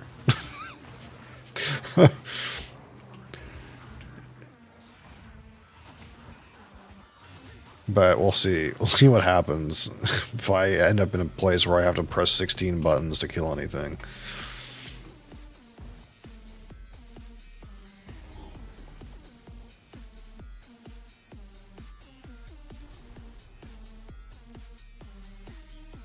Pretty sure chaos leveling is actually good early. It feels like it is. I mean, I feel like I'm wearing like, I feel like my character's naked and the things are still fine. Whereas with like that Merc character, it felt like dog shit the whole entire time. Until I was making tornadoes, it felt like complete dog shit. And then after I was making tornadoes, it kind of just felt like if I did my combo, everything on the screen died, but it felt like shit any other time.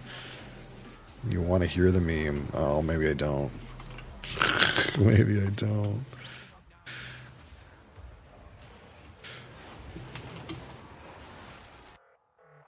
Is it that the server lags like fuck? Is that the meme?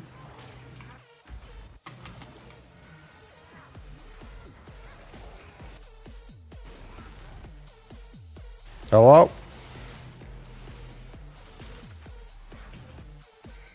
Hey. Oh. It's not me. It's definitely not. It's definitely not me. Or you want Canada? I don't know. I want Washington, D.C. for some reason. Why the fuck am I on Washington, D.C.? Yeah, I will. If I can, like, fucking exit the fucking shit.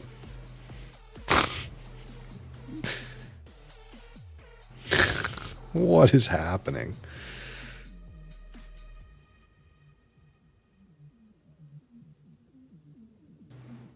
Does it get better ping to Washington normally? Why is that? My ping is better to Washington. Why is that? God. God damn. What the fuck? Is Canadian internet that bad? No. For some reason, it's put me on Washington again.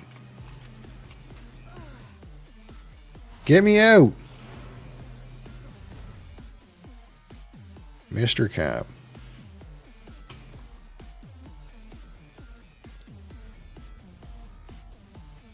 Can I change it from this screen? No. It says Canada East. How is my ping? How is the ping to Washington D.C. better than it is? Isn't Canada East in Montreal? Isn't it? Or is it in like some stupid place? I thought it was in Montreal. There's no way my ping to Washington D.C. should be better than to Montreal. There's no way that should be right. Why even have a Canadian server if your ping to Washington is better?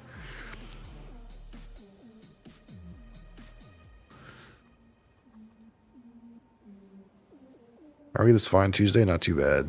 Not too bad. So much of the internet is hosted in Northern Virginia. I mean, maybe. But it kind of was like, why do we have a US East or a Canada East server if our ping is still better to Washington? It's not like kind of fucking scuffed. Anyway.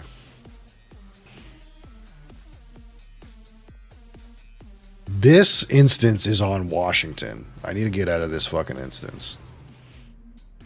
I need to make a new version of that zone.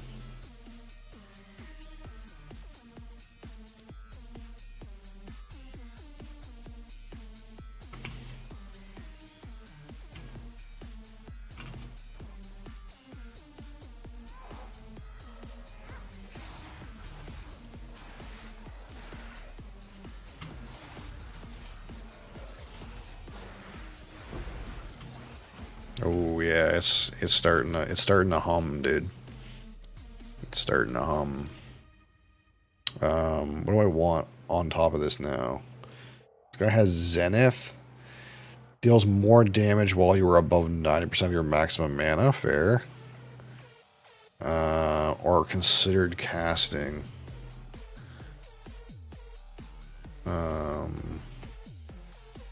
Considered casting must be down here. Yeah, so is Zenith. I always seem to be at full mana, so this kind of just makes sense, right?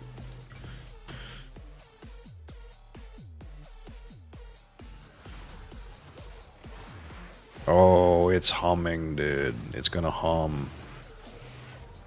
Watch all these little shits get fucking murdered, dude. Gotta run some errands? Alright. You know, we'll be doing some alcohol when you get back, probably. Ow, that hurt.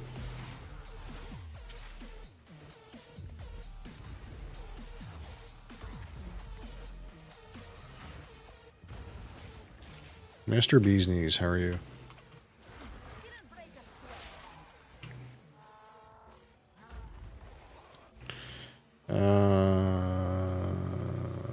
Stun threshold, as if that does anything.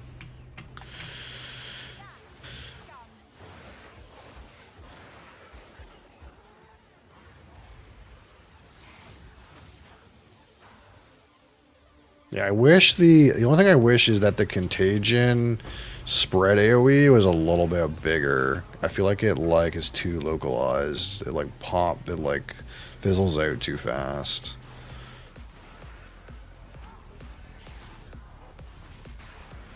Thriving. Ooh, that's a new one. Thriving. I'd like to hear that. It's going to be thriving in this economy, you know. That means when it gets better, it'll ascend.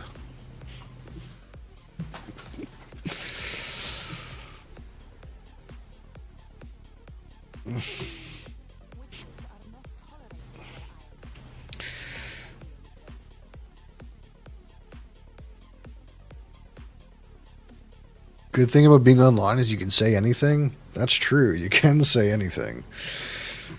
That being said, don't move to like the UK or Germany. You can't say anything online there. It's actually kind of fucking backwards.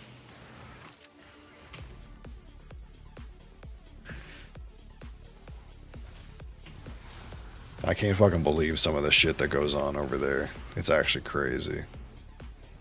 Hashtag not too political.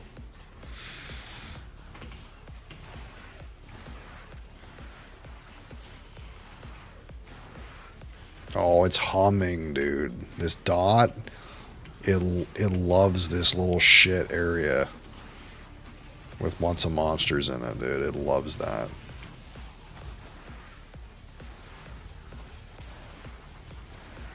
Look at it go, dude.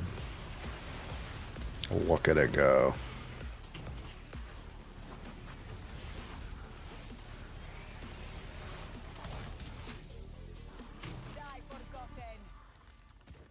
I don't have any room for that piece of shit.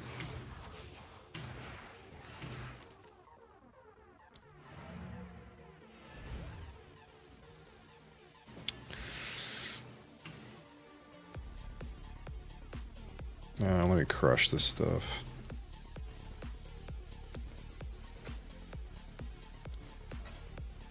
Yep. Yep. I'm glad I scrapped the other character. And hopefully this character will continue to not feel like shit.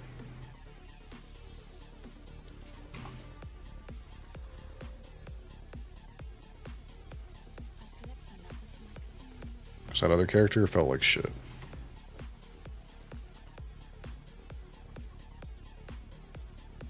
You respec or start over?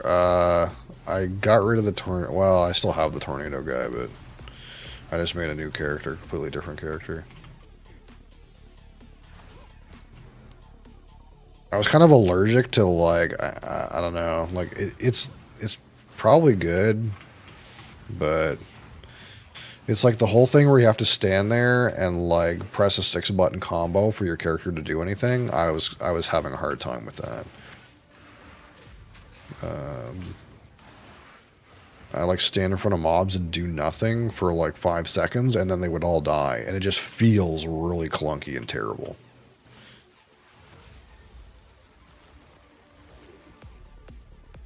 When instead you can like cast the dot and have it just spread and have everything meld, dude.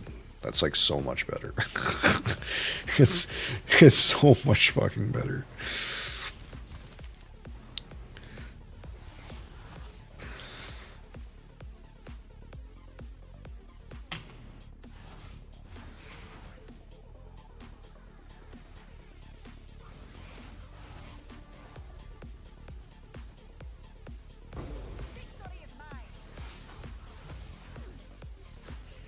Feels like my character is not like a barely functional, like duct taped together like hunk of garbage. It's actually like kind of working properly.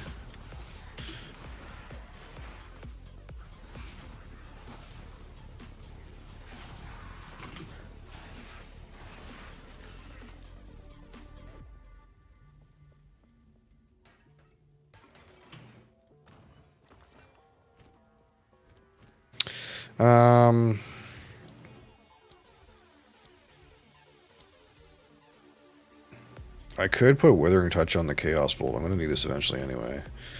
So maybe like I'll just throw this on E.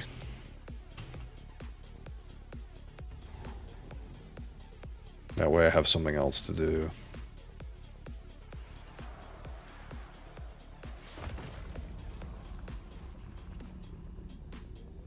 Let me teach you the power of the Eternals, Marakat Fiend. Right of the fourth moon. Conquer! Me! With Swift Deflection on, I don't actually have very much of a window to fuck around with, because the Essence Drain actually doesn't last very long. Ow. Almost like makes more sense to just make sure I don't randomly die. Yeah, so long as I make sure I have Swift or the Essence Drain on this guy, it'll just die faster, I think. I'm worrying about Chaos bolting him.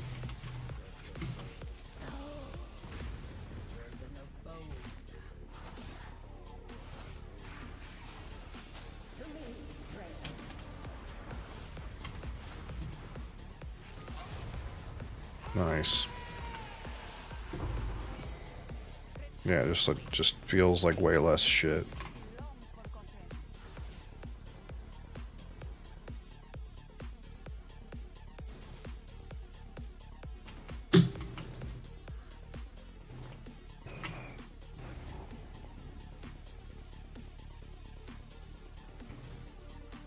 Lazarus ring. Oh, it's an iron ring. Look at that.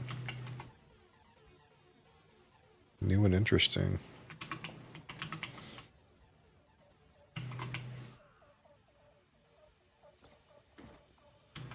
Okay, the other one's got to be over here somewhere.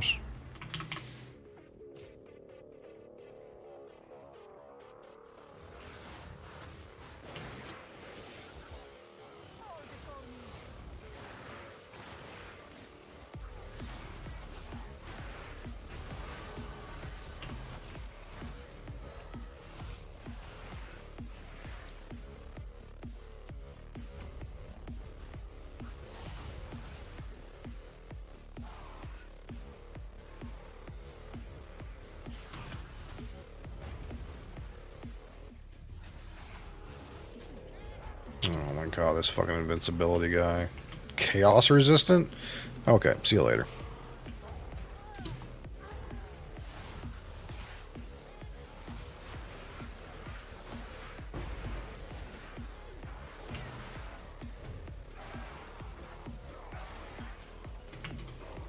I could take a medium life flask. Look at them all die. They're dying. That's what we like to see. Contagion up. Contagion up.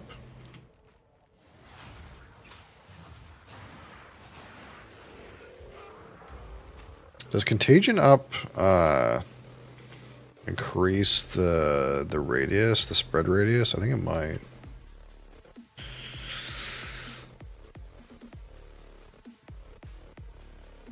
Crassus bullied isn't dead. We're proud of him.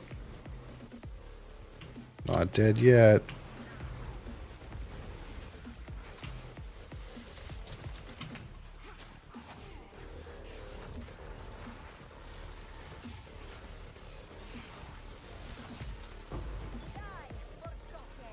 Testing new filter site. You mean one that's not Neversink? Isn't that blasphemy? Is that allowed?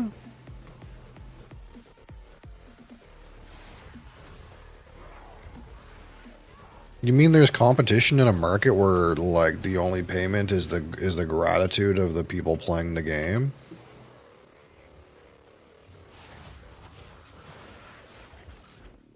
Dog shit settings for Poe 2? Yeah, may as well be. I just randomly installed the thing because I didn't really have anything else to go by. And I didn't want to think about it.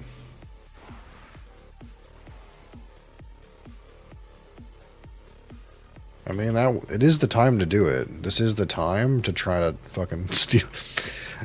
I was gonna say steal his business, but it's like, I don't know. It's kind of like not really a business. It's kind of just like the guy does it out of the goodness of his heart, and people pay him to do it.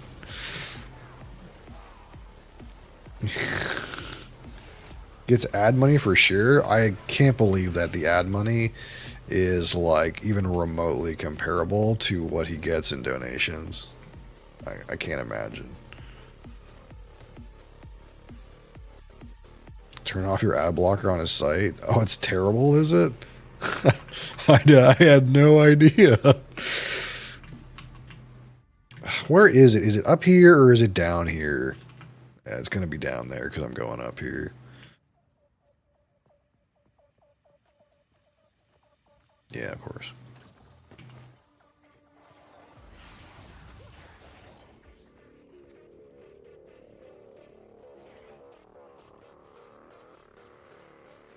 Not enough checkpoints. Too much backtracking. Zone's too big.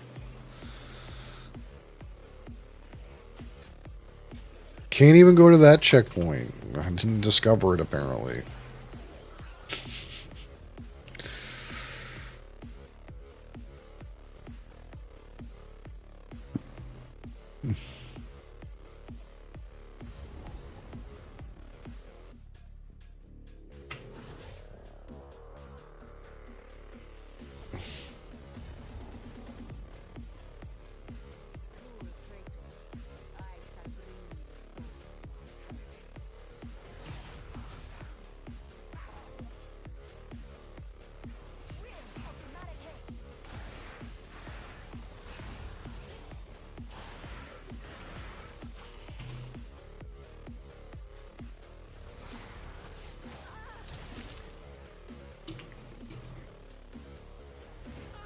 Oh my god. So fucking rude. How about you just die? Ever think of that?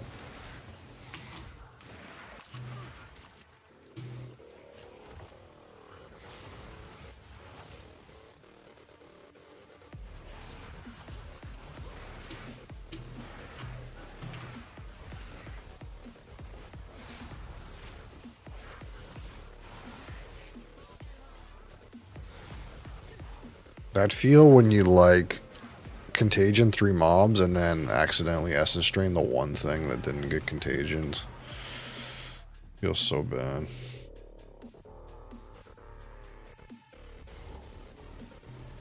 Time for the super secret loot.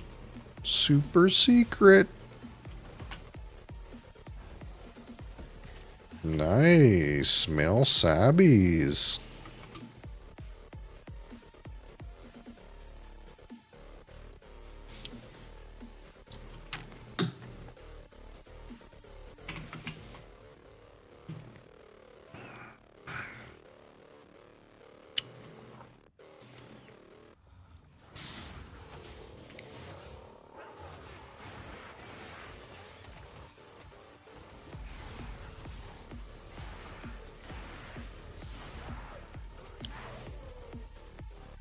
So you're saying there's a better filter I should go get? Oh, never mind. I guess you said you're testing it. Unconfirmed. 100% worth your time? Okay.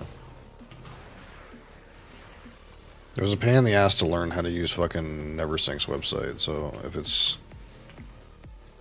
less annoying to use, that would be a plus.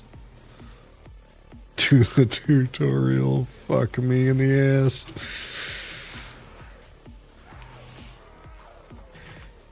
Do the tutorial so that you can learn how to correctly see the items drop in the game. Why does this have to be a thing?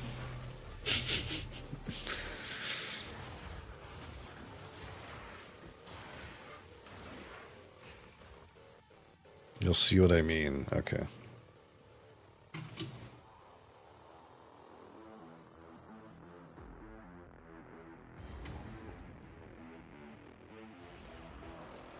Let's go. Your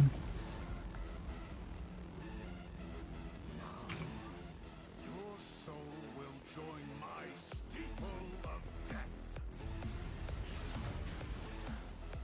Your meaningless life ends now. Ow. Spirits yearn. Soul is mine.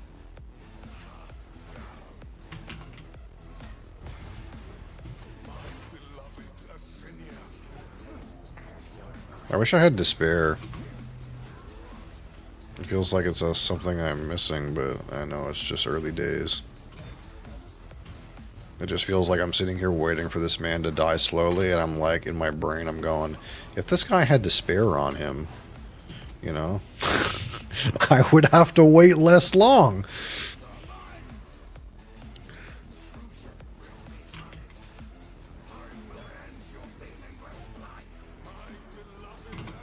Ow.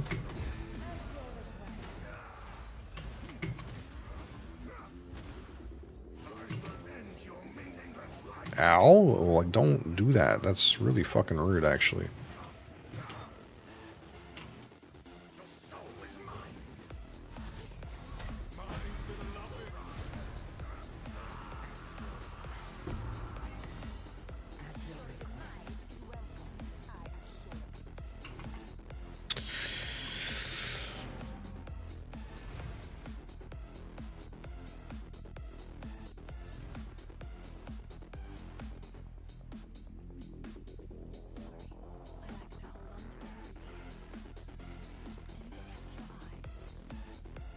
Movement speed? Movement speed? A belt?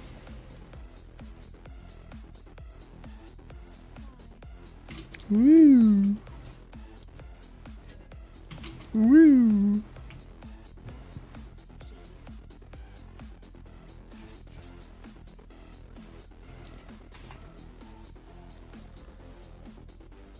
Oh, I need to actually share this.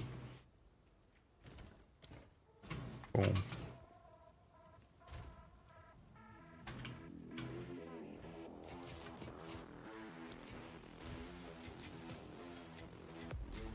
Why did I have a ring?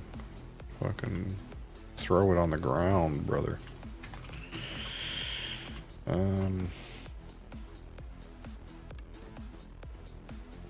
At this point, I could use a two-handed weapon. I'm not really using the wand's ability.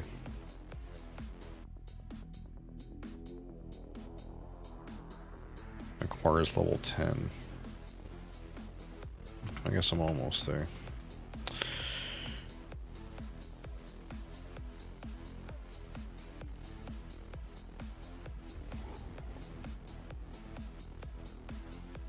Hold on, Lachlan. I want to just get a quick ding in real quick. Then we'll kill you.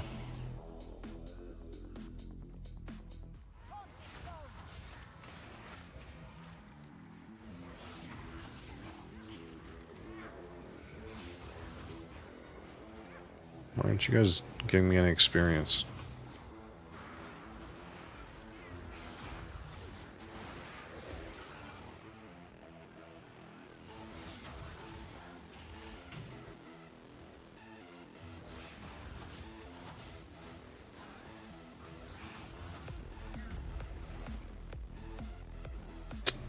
Where's all the monsters? The heck? The heck is going on here? My tale shall be legendary. So if I put this on, my SS strain TPS goes up. No, it goes down. Ow.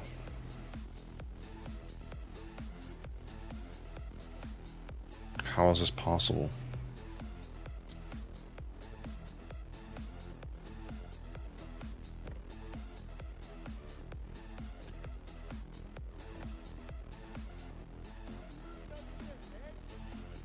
What?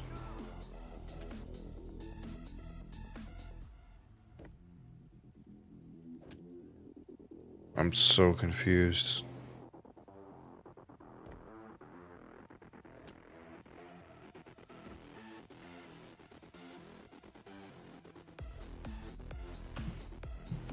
Huh?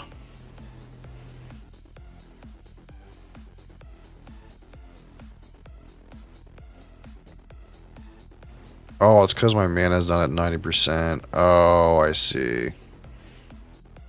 Okay.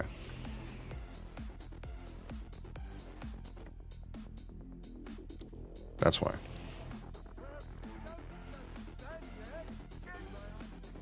It's time, Lucky. Let's fight, brother. Time to duel.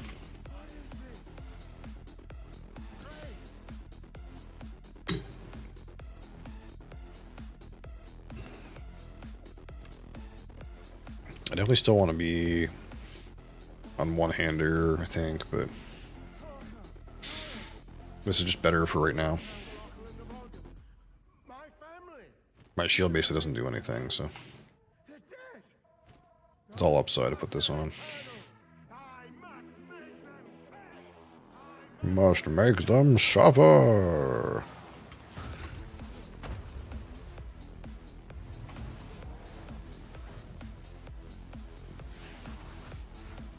Run, run, run! As fast as we can. I'm the gingerbread man. Ha ha ha! You can't get me, Lockie. Lachlan.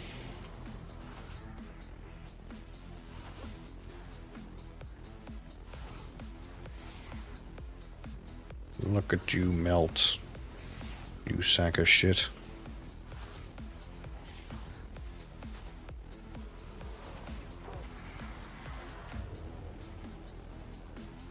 Come here. Where the fuck are you doing?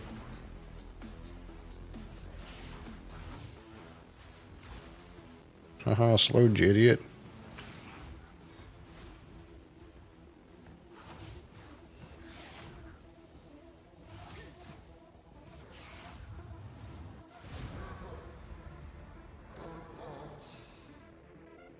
Rejoin your kin. Boom.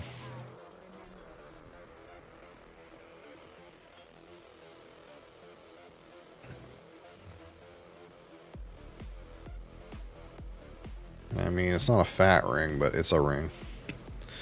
It's a ring of some kind. Not much I can do with that shit.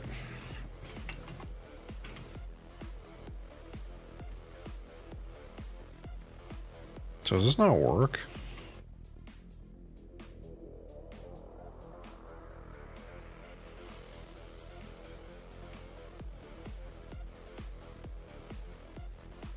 It wasn't really applying. Oh well.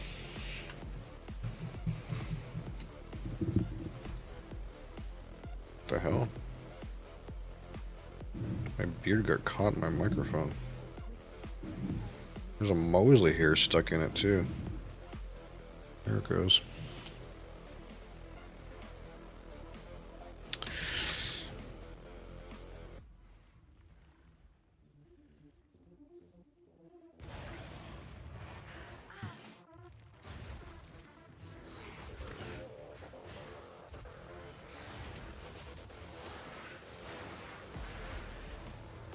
Oh my god, it's so much better than whatever the fuck I was doing before, man.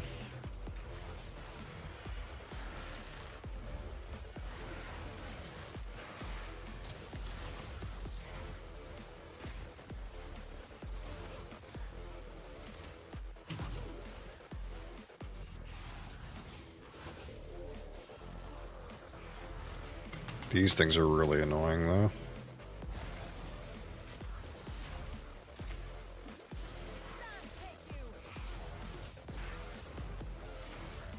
You're really annoying, too.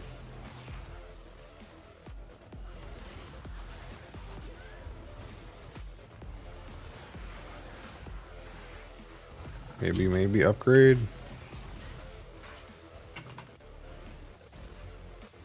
Ooh, level 11, though.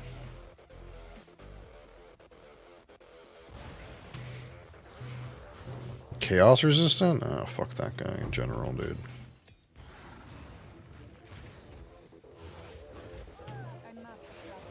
I just want to grab this. Can you go away?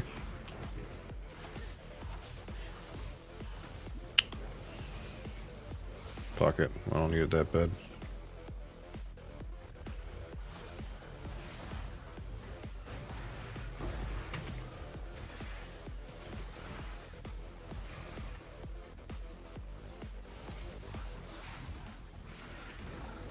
Ow.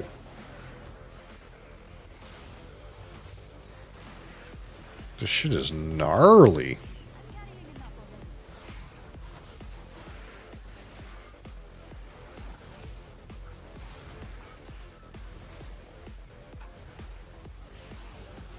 Is it this guy? No, it's just these, like, crabs, dude. They're kind of just nasty.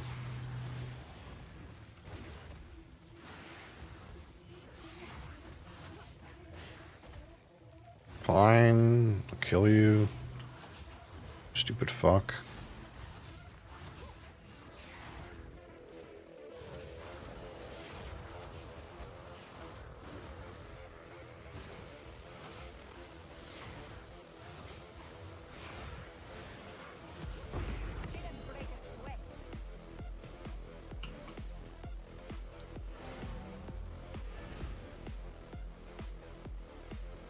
I think I need the, like, anti-poison thing.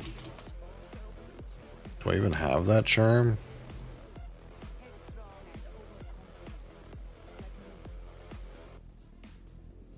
No.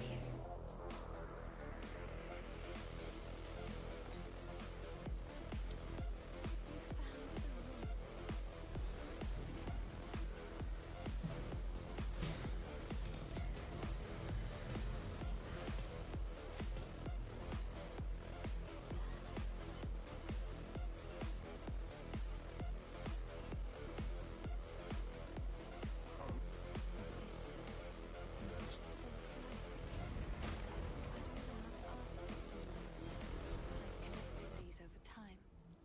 I will treasure it.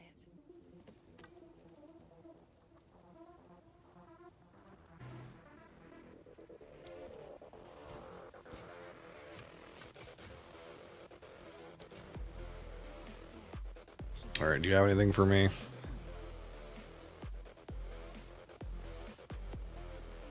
Fire skills?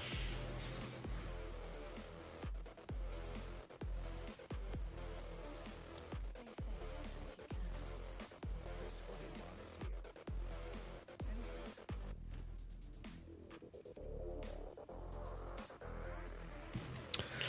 you can. I got 38, 10, and 10 life.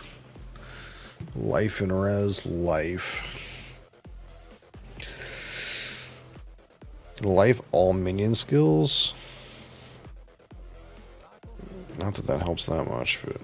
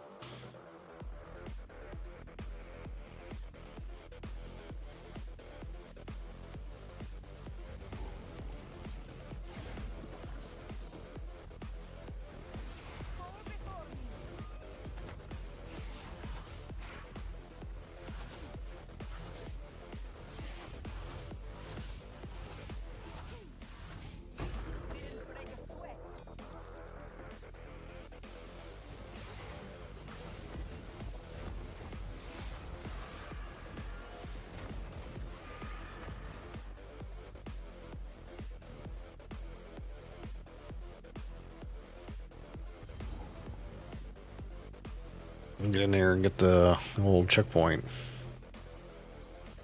So I don't feel bad. Trying to find this shithole again.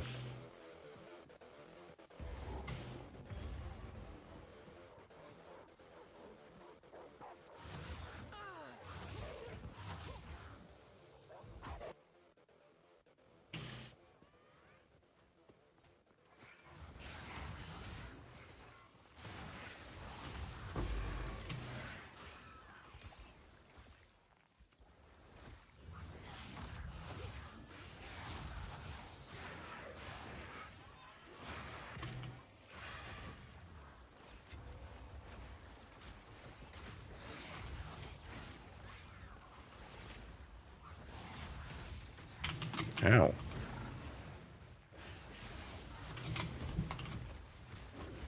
Man, these little fucks really slap. You try to cast on them, and then they hit you with their shit, and it fucks.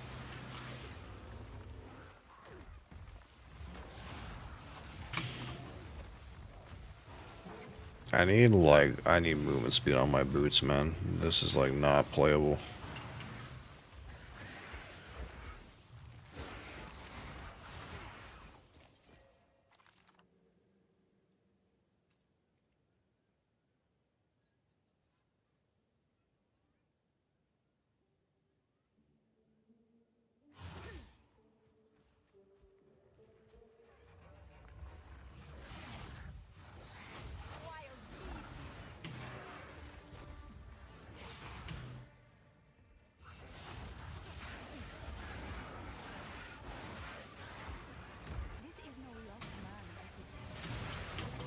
Holy shit. I think my build's OP. Is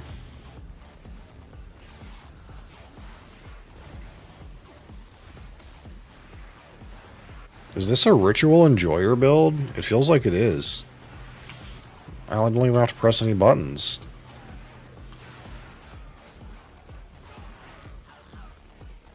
I didn't even do anything.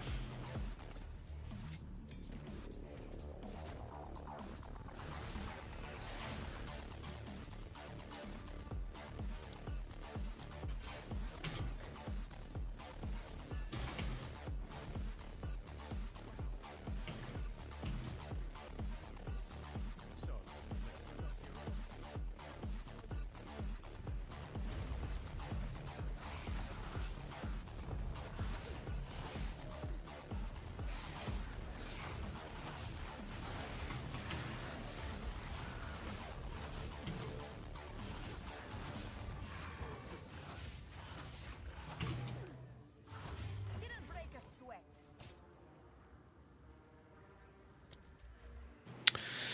I guess I'm going just straight up. Straight up. Oh no, actually it goes over here and gets this. Also gets this. Oh, I see. Yeah, we'll go this way.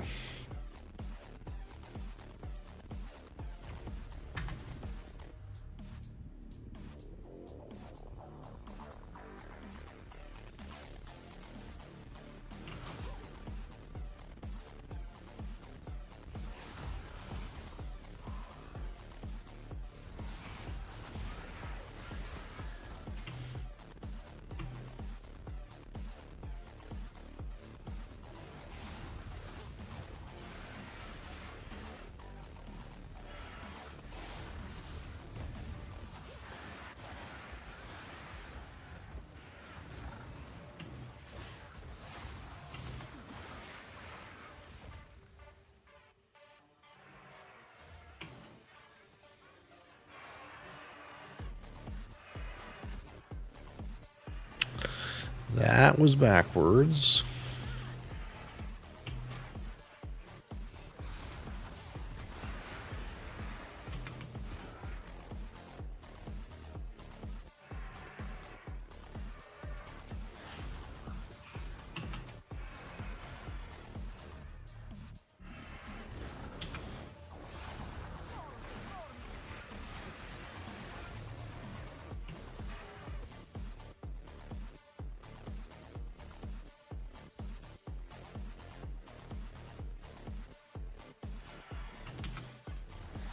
Where's the bellman? The bell chicken.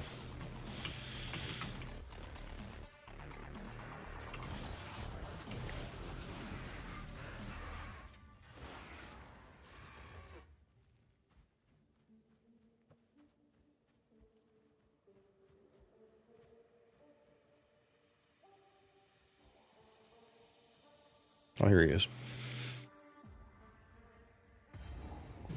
The bell chicken. For whom the chicken tolls.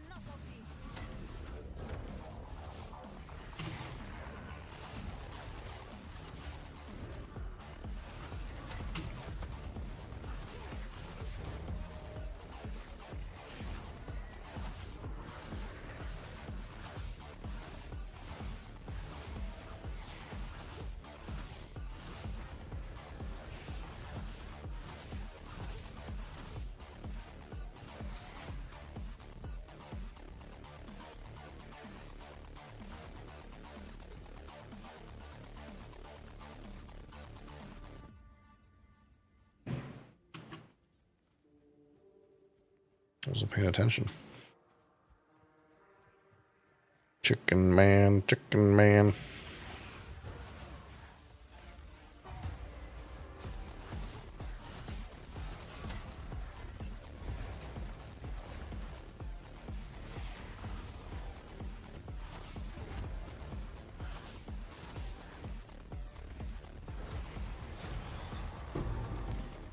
Corruption spreads like wildfire.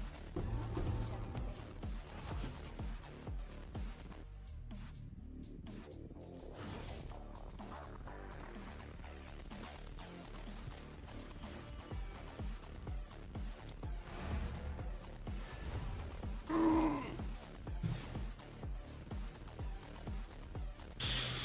Chicken man, take the chicken by the hand.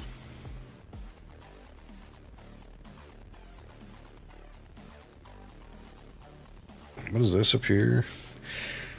Spell damage.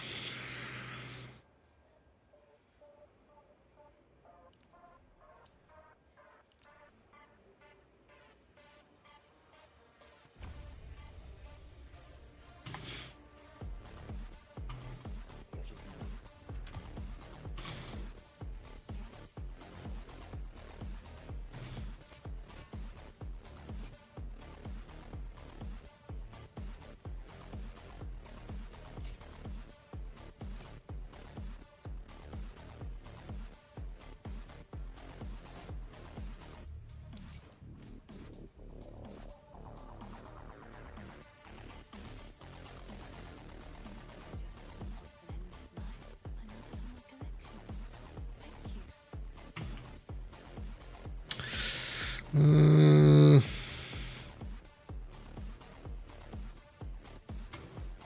31 and 12 on the shield.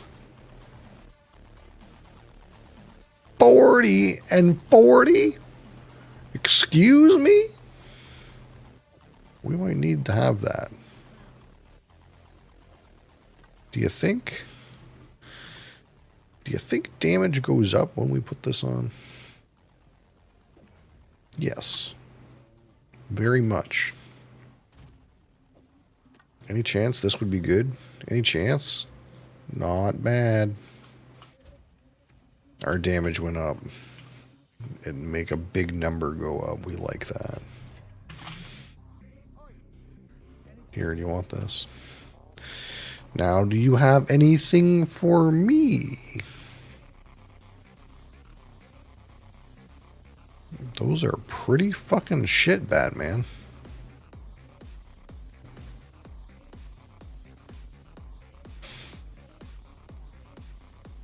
Gotta say, those are some pretty dog shit ass items.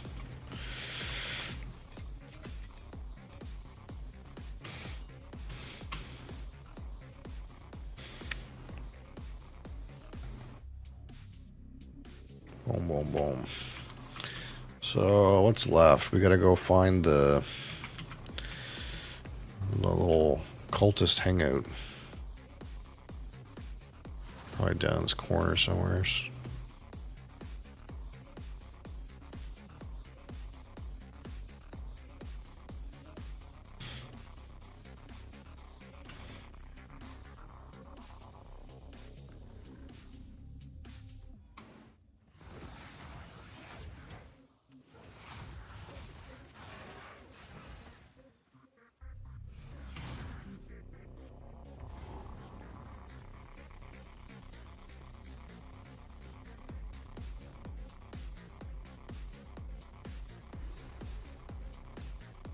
Ah, yes.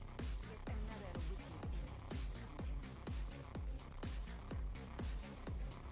Weakling!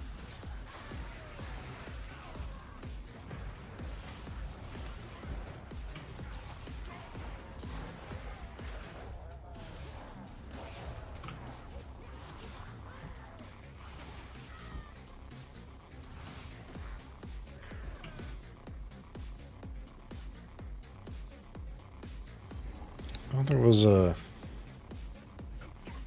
checkpoint.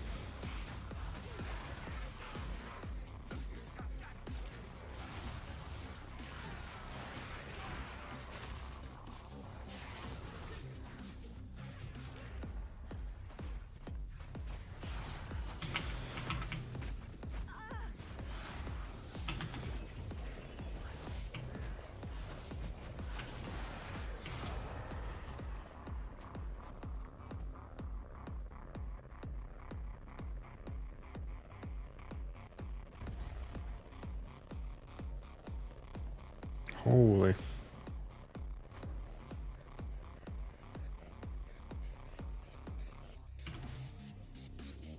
All right.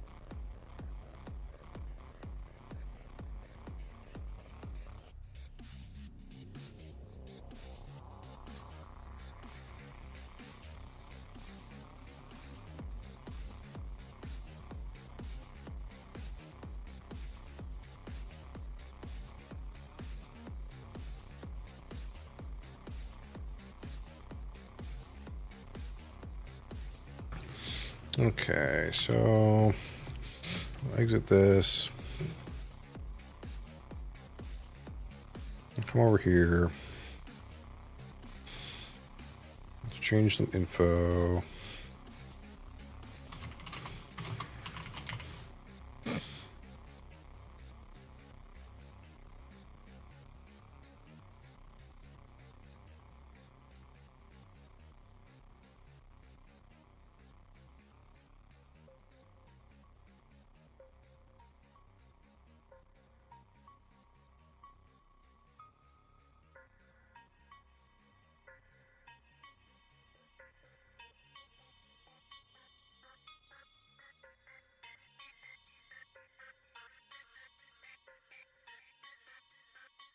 Okay, where were we here?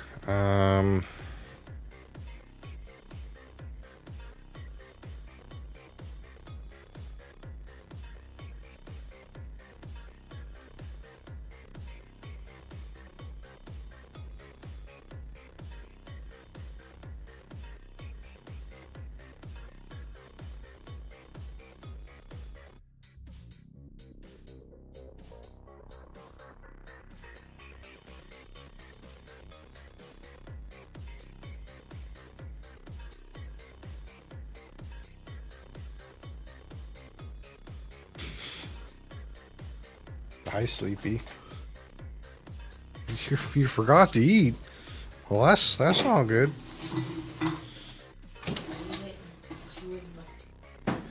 You got 2 into your book. Well, that's not a bad thing. All right, we gotta see. We need this and this.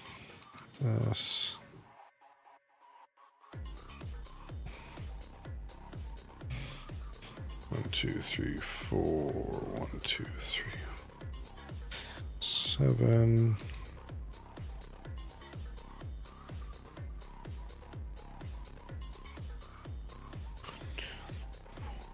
Six.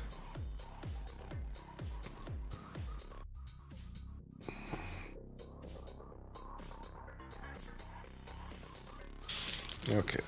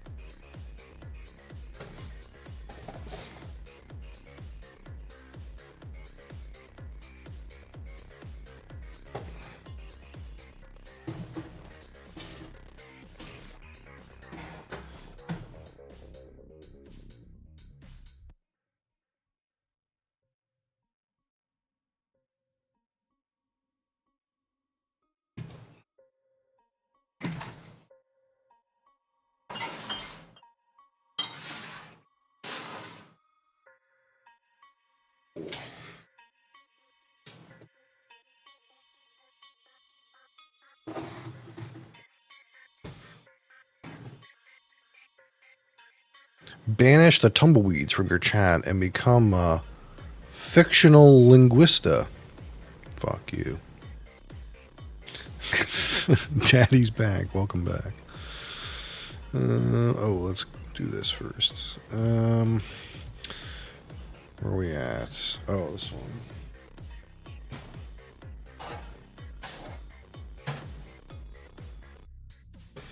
Six. What am I missing? Oh.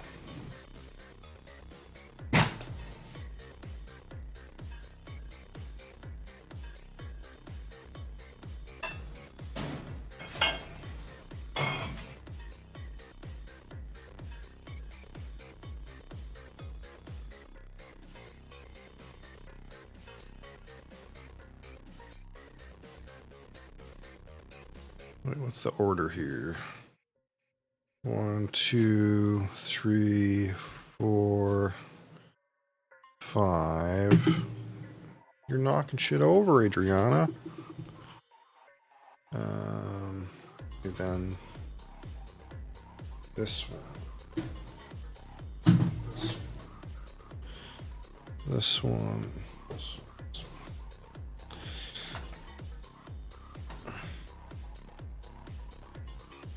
What? What, Puss in Boots? You don't have any boots. I don't know why I called you that. You're showing your butt to the world again. You know, this is really not how this is supposed to work. You're supposed to save that kind of content for when they subscribe. Don't do that. You gotta wait for them to subscribe before you show them your butthole.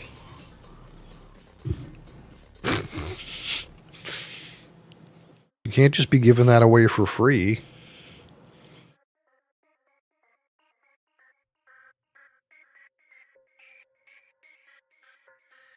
My goodness. Look at you.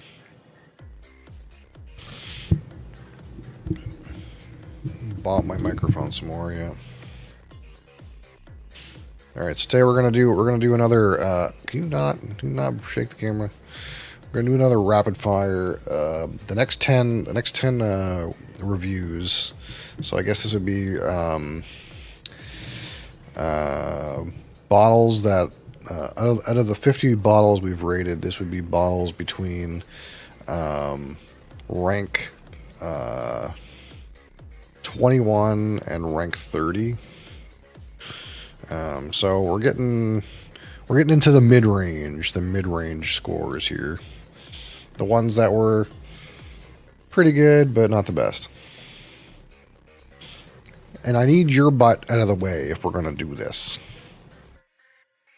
To be honest with you.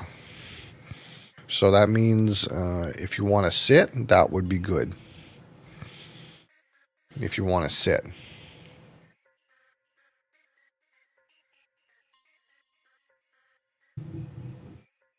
No? You just want to do this thing where you wander around and get attention?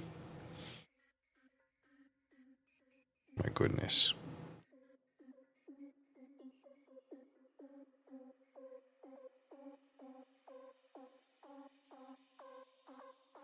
I need this space. The space you're occupying, I need to make use of it.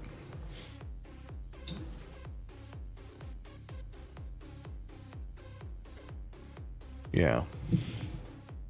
And I also am going to need both of my hands, so really this laying on my hand thing isn't going to work too well either.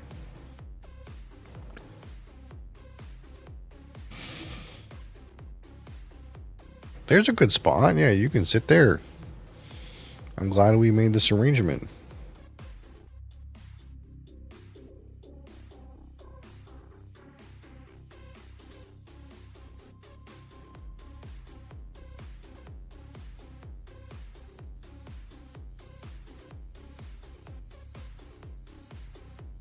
All right, so like I said, today we're going to do some more recap of my 50 review milestone here. Live on Twitch TV if you want to come join us 11 a.m. Eastern time.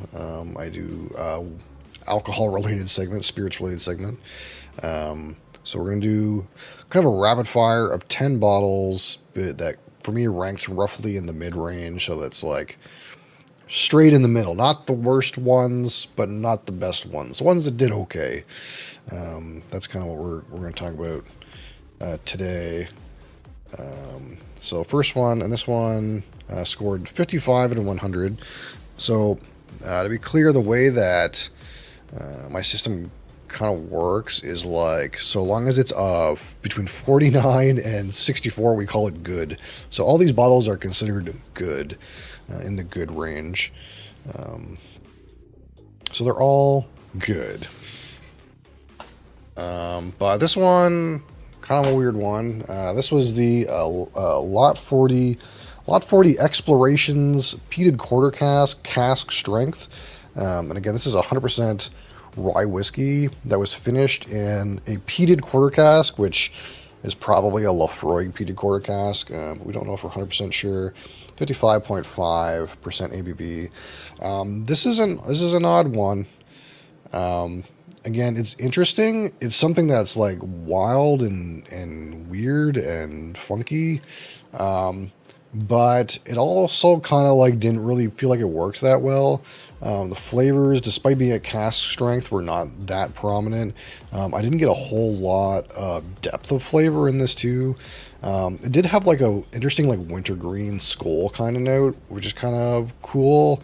But missed a lot of like the rye notes, like the licorice and root beer and this kind of thing, or dill. It kind of like ended up like being like sort of grassy and not that flavorful.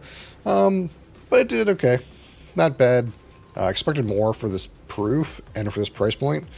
But if you're in for something weird and interesting, maybe. Maybe. Next, I rated this 56 out of 100. And this was the Hibiki Harmony blended Japanese whiskey. So this one, again, it's smooth. It's got a little bit of Mizunara oak in it. So there's kind of a little bit of that like coconut meat buttery thing going on.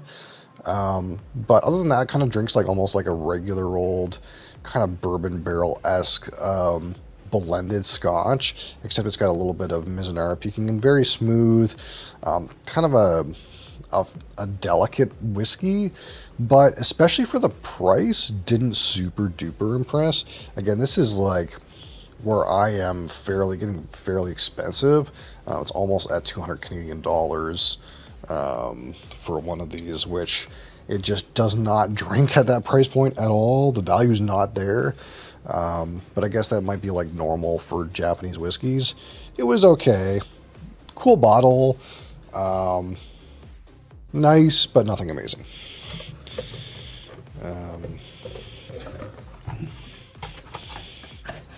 If anything, it gives you a little bit of that like tickle of Mizunara thing going on, but I don't know how much of that Mizunara is actually in the blend at the end of the day. Okay, so next off, and I rated this one again 56 out of 100. This is Teeling, the Teeling single malt Irish whiskey. Now this one is kind of different because this is a fairly old bottling of this. I kind of looked at their website, and their newer kind of Teeling single malt is completely different casking than this one. So this is one that was bottled in 2018. This is a fairly old edition of the Teeling single malt. I think the new one is like got different barrels. But again, it's the interesting part about this one is there's 5 different wine barrels on it's finished in. If I can remember right off, it's like sherry, Madeira, Cabernet Sauvignon, White Burgundy, Port, something like that. It's a lot of different wine. A very winey whiskey. Not that it complains. But again, it's the same kind of thing. You get a good wine hit near the mid palate, back palate. But aside from that, that's kind of like the most unique thing about it. Nothing too crazy going on aside from that. Pretty tasty. But it's not like you can detect all those wine barrels in there. It's kind of just like, there's wine character about it, but didn't really kind of make those wine notes kind of known all throughout. So it ended up being like that crazy. Not bad. Not bad. Next one. A discontinued one. This is the... Again, 56 out of 100, we rated the Compass Box Oak Cross, which I think this was discontinued in 2021. So this is like a bottle you can't get anymore. Again, it was it's okay. It's got some toasty notes into it. But it's also just kind of what you'd expect from bourbon barrel blended scotch. Some nice toasty characters, a little bit malty, a little bit toasty. But nothing you should probably go out and search for. You're not missing anything by trying to find one of these on a dusty or secondary market or something like that. Probably a reason it got discontinued so early on. And I know like Compass Box is like under new ownership and they're changing a whole bunch of stuff. So I think they're discontinuing a lot of their kind of older line products. But I would not go searching for this personally. It was okay.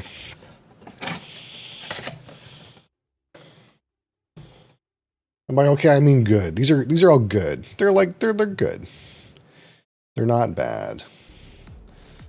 But we're starting to get up there into the more interesting ones. So this one, 57 under 100. So we bumped up a little bit. This is the 40 Creek Confederation Oak Reserve Canadian whiskey. So this is the one where they have it finished in Canadian white oak. That's the Confederation oak, I suppose. This one does have some interesting components to it. It's very buttercream on the nose. You get some of that on the palate. Maybe a little bit of like raisins too, despite the fact that there's no like sherry really involved here. But the most notable thing about this for me is its strong buttercream notes, which is not something like, sometimes you say that about whiskeys, but this is the best example I've ever had of buttercream. And it's not like any other kind of like buttercream sort of note. It's very like obviously buttercream to me. But of course it's also 40% alcohol, nice, approachable, creamy Canadian whiskey. Nothing complicated about it, but it's got some good notes, some good flavor impact, 40% alcohol. Pretty tasty, something a little different, not terribly expensive. Pretty good. Next up, 58 and 100, we rated the Maker's Mark 101 limited release proof. And I joke that 101 is a limited release proof because I think it was like travel retail, or it was like distillery exclusive and travel retail. And now it's like fucking everywhere. I don't know. It's not limited at this point. And again, it's a step above, I think, your typical kind of like run-of-the-mill bourbon offering, especially your run-of-the-mill Maker's Mark offering. The problem with this one for me is that near the back of the palate, early in the finish, there's like a real spike in spiciness and a real spiky spice note.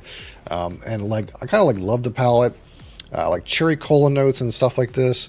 But this one particular part of the whiskey for me, like almost felt so unbalanced. It's like the spike and spiciness was just completely out of proportion for all the other flavors going on here. So it kind of like lost some marks for me in that kind of area.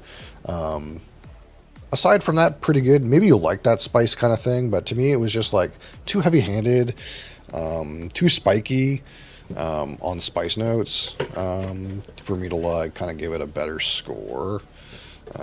Maybe that'll like change in the lower bottle fill, but it hasn't really changed for me so far. So it's good. Again, these are pretty good. Again, we're almost in the 60s, so that's pretty good. We're above the average at this point. So these are all above average ratings, I suppose. Next one. So another discontinued Compass Box product, Compass Box, a Spice Sherry, and somewhat when we started rating stuff, I did prioritize like bottles that were older, that were low fill level, that were like, hey, we got to get this reviewed before it gets empty, kind of thing. And some of these are older bottles I've had for quite a while, and of course, like this one is like extremely low fill level. You get like maybe 2 or 3 grams left out of this thing. But again, this one, not bad. I seem to think this one had like apple cider kind of notes to it. Again, it's like pretty decent. It's typical to me, like spicy ex-bourbon blended Scotch kind of notes. You get like those orchard fruits. You get some like vanilla and spices, this kind of thing. It was pretty good. But again, it's one of those that like, I think this is a favorite for people because it's like, you know, good whiskey, good price point, well crafted, but it's also not like anything that is like mind blowing or that you know super special. At least in my opinion. I don't know how much the stocks of this will remain because this is just freshly discontinued. There might be some around for quite a while still, but I'm not sure that I'm going to miss this particular offering. Again, it's good. It's pretty good, but nothing I would like be wowing over at auction or something like that. All right, next up. 59 and a 100. We got the Sneaky Bourbon, the Rabbit Hole Cave Hill. And again, this is the one that does say Kentucky Straight Bourbon Whiskey. And there is a rule about straight bourbon whiskey where either it has to have an age statement or be at least 4 years old. And while it doesn't look like this has an age statement, it does have a sneaky 3-year age statement like on the back. So this is technically a 3-year-old bourbon. And it kind of like, again, this Rabbit Hole Distillery kind of like talks about how it's crafting things are like a little different than your typical bourbon. This is a particular, this one in particular is a 4-grain triple malt mash bill. It has honey malted barley in it, malted wheat, malted barley, honey malted barley, 70% corn. And it kind of like the notes when you read about this and what kind of drew me to it is kind of like there was notes that kind of resembled Scotch, like apples and citrus and honey. The palate and nose that they talked about on their website looked kind of like Scotch more than like a bourbon. So we were kind of curious if this really like was a new dimension on bourbon notes. And it sort of is. To me, you can tell this is bourbon when you drink it. You know it's bourbon. It's not like fooling anybody. But it's very not, you know, it's dialed back on the sweetness. It's not, to me, it's almost like a bourbon with a lot of the sweet notes stripped out of it so that you can kind of like showcase more of that like fruity and spicy characteristics. So that was kind of an interesting thing for me. Again, it rated kind of pretty well because it was kind of just doing something that other bourbons kind of don't really do just by being clearly bourbon. So again, it was pretty good. Not bad, but didn't wow me though. It didn't really like, kind of like really surprise me. Like, oh, I can't believe this is possible in bourbon. It still kind of was like bourbon, but a little different. Something a little different. I think they had like a PX cask to these guys. We might try that at some point. That sounds maybe good. Maybe. What else we got? Next one, so 60, we were at 60 out of 100. This was the Redbreast Lestau edition. So this is a 9 to 12-year-old Redbreast, which again is a Middleton / Jameson product that is entirely matured in sherry from this particular Lestau brand, I'm assuming. And again, to me, this one, again, 46% alcohol, a bit of a bump up compared to the Redbreast's like 12-year. And this one doesn't have the age statement, but to me, that extra alcohol really kind of shows more flavorful. Of course, it's more like on the sherry characteristics because it's sherry matured. But there's like a nice butteriness on the palate for this, and kind of like overall the like strength of the flavors kind of really made it obvious that it overshadows like the 12-year-old. I don't know about the 15, but that bump up in ABV I think did a lot of favors to kind of make this a more appealing offering.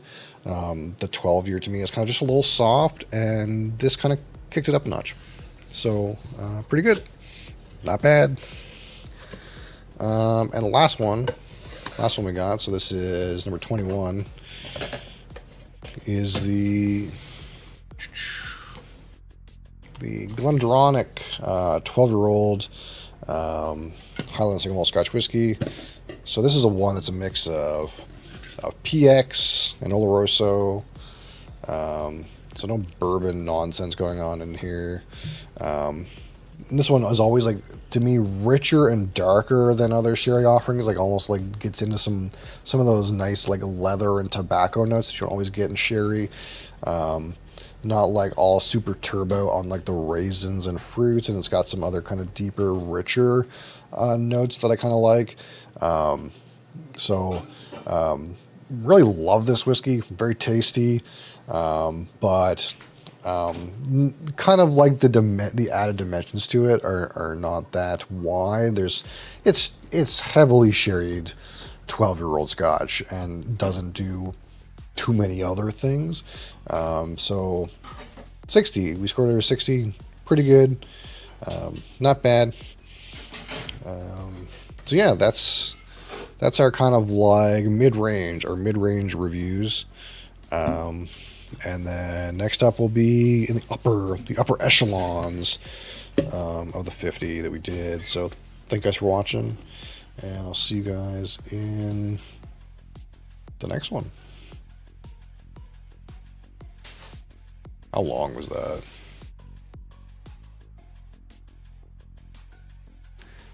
How long was that? I'm trying to like, man, I feel like I have so much to say, but I don't want to like blab forever about each one. I'm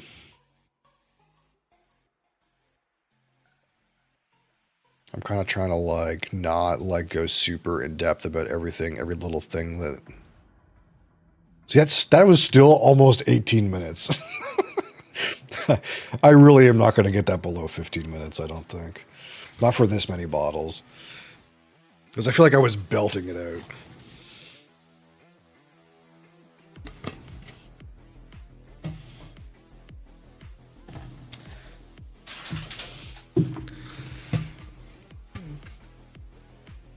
Because I'm so used to like when we do like full review, I'm so used to like sitting here going, well, this one is 43% alcohol. It's from the Suntory Yamazaki and Hakushu distilleries.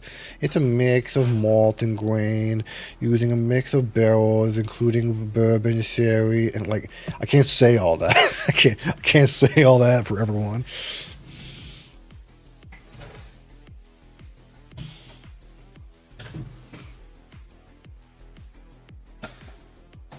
I'm just trying to hit the highlights, you know, just hit the highlights.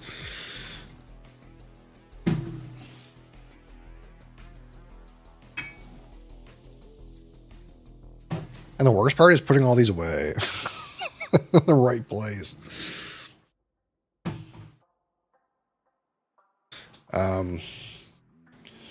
So hopefully we'll get a blue spot here pretty soon. But I did get something that I told you I was gonna get, and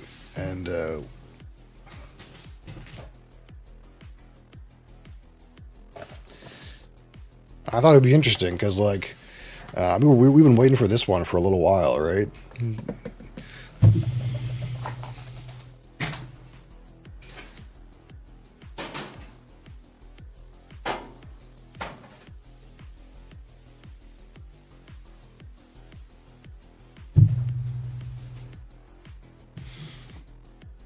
You fell asleep? That's all right.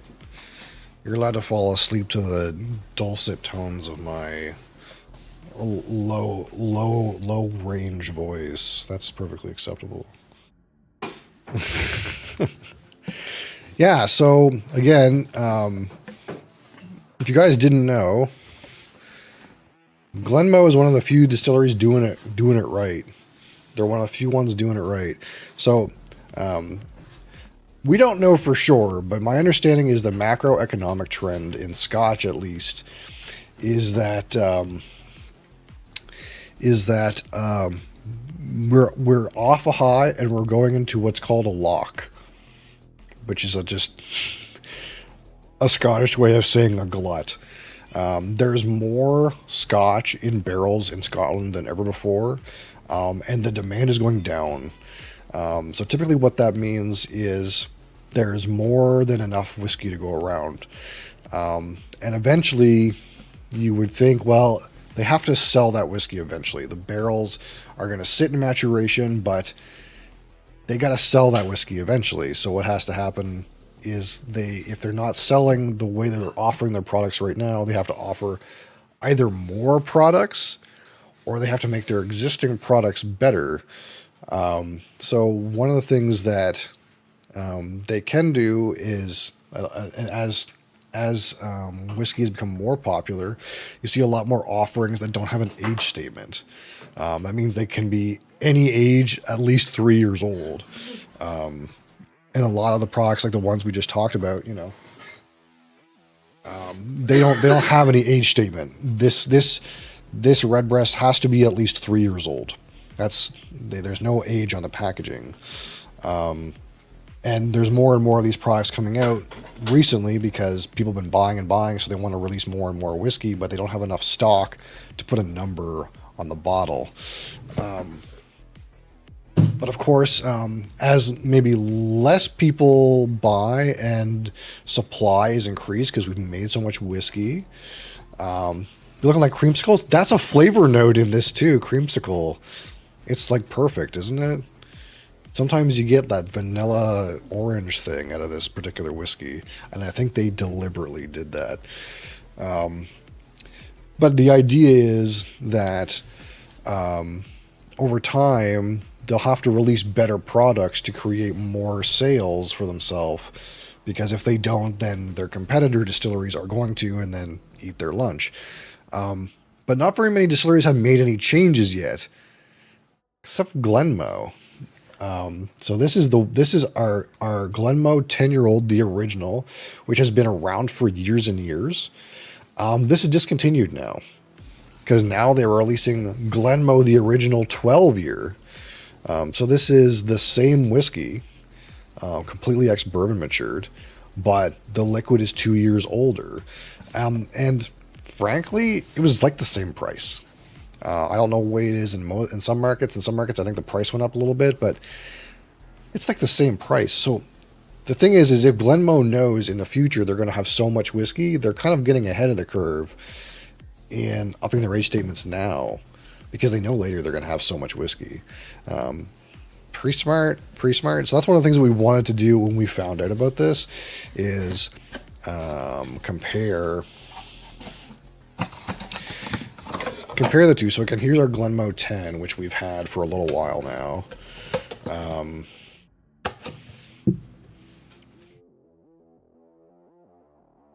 And this has been the standard Glenmoe, the original age statement for years and years. This is newish packaging, new wave packaging. They used to have a more like traditional old man's Highland Scotch kind of look, and this is kind of more like new and funky. But if you see this box, man, or this bottle, you know it's Glenmoe. It works. You know it is what it is. But now again, they discontinued this 10 and are now releasing it as a 12. So basically, same whiskey, 2 more years minimum.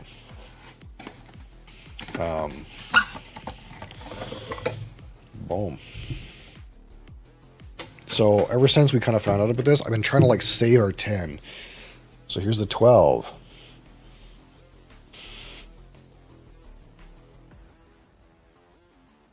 I think it's pretty clear that the 12 is darker. Like no doubt.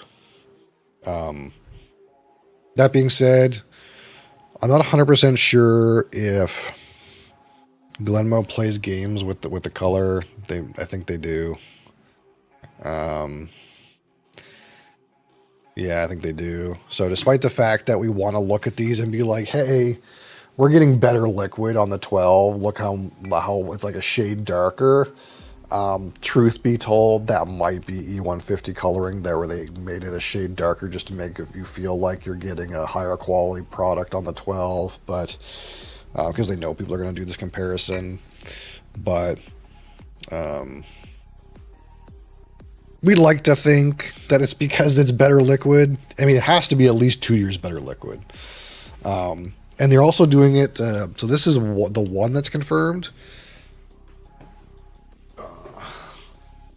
But again, we also know that it's happening to what used to be their 12-year-old, because some people think, well, this is the 10 and this is the 12, but this is the 10, the original, and this is the 12 La Santa. So it's not quite the same. This one has sherry in it. The 12 La Santa has sherry in it. Of course, that one's going to be quite a bit darker. But we know that this is now being released as a 15-year-old instead of a 12.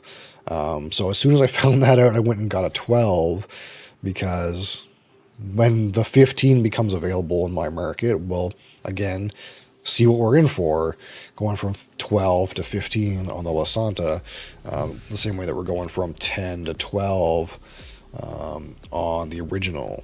So that'd be interesting. It'd be an interesting little comparison to see, like, hey, you know,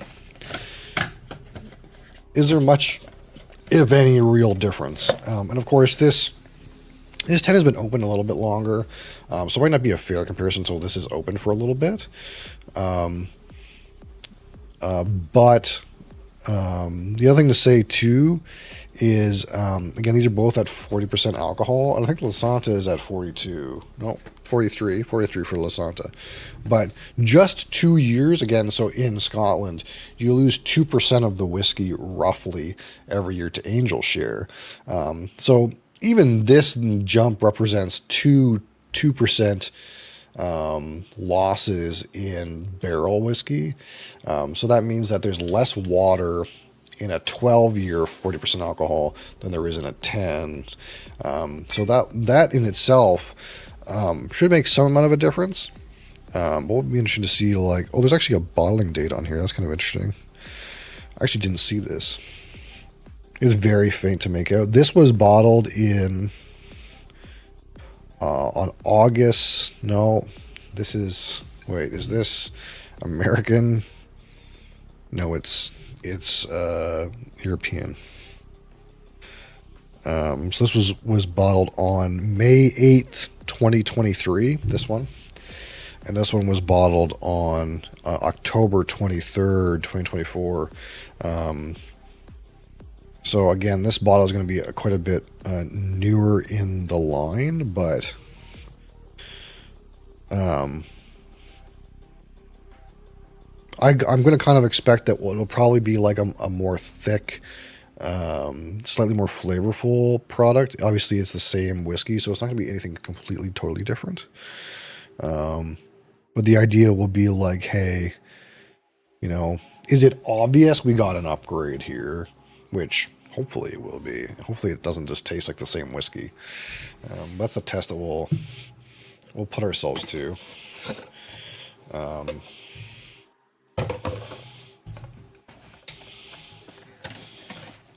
So that is forthcoming. Just wanted to share that, a little sneak peek, I guess, for those of you who are here. And I'm going to be posting another sneak peek in the Discord today. Some other things. And the other sneak peek I posted on the community news in the Discord server. That is shipped, so that's coming.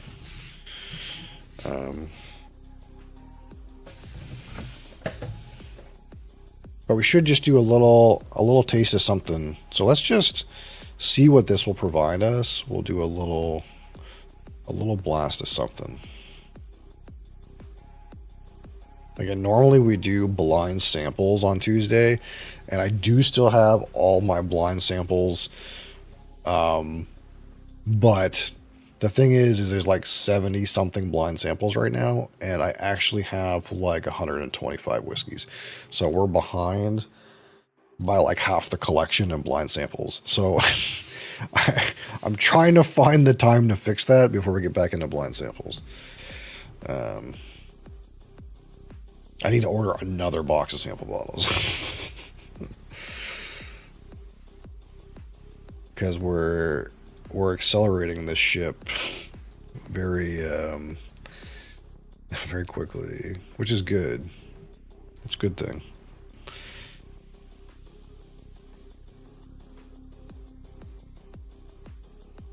I mean, maybe. Maybe. Do you think this has port in it yet? Do you think? Do you think it has port in it yet?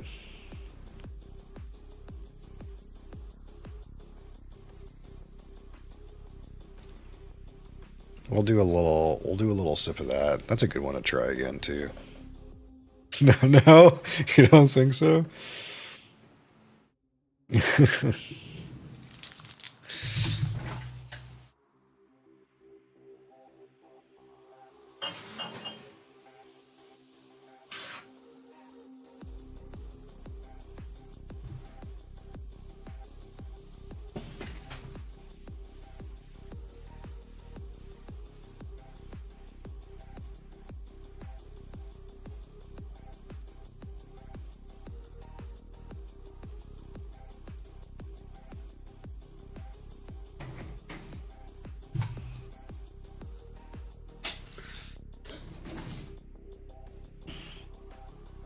I noticed they actually had on sale in Alberta the one that's like Angel's Envy Rye finished in Caribbean rum, and I was like,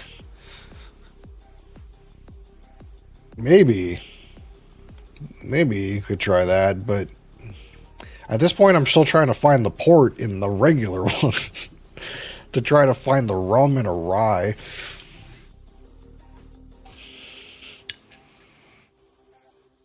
It's gotta just be me, right? Surely, Temple, surely everybody else finds the port in this. Why else would they buy it? Can't be just because it's smooth and fruity bourbon.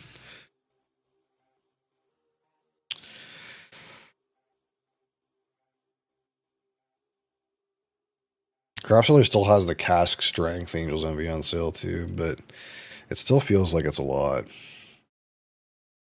for what it is.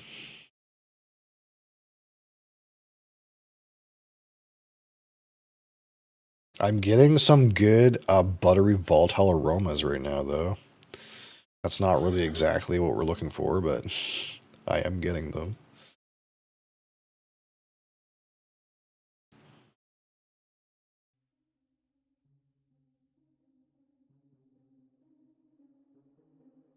And again, for me, this one always had the port characteristics on the aroma. It's that when you go to take the sip, it's like, well, this is smooth, non-abrasive, approachable bourbon with not much of a spice spike, a little bit of oakiness and sweet flavors, but it doesn't have like that place where you're like, there it is, there's the port notes. That's like the problem, at least for me.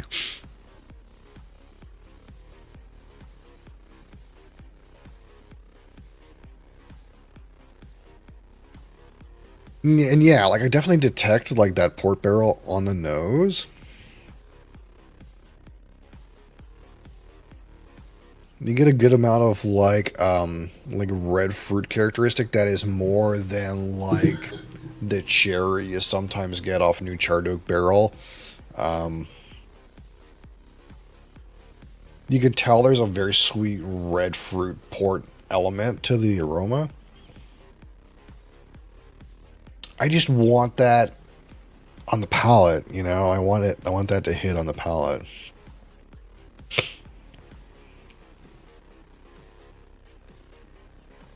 And the one that, again, the bottle that I think of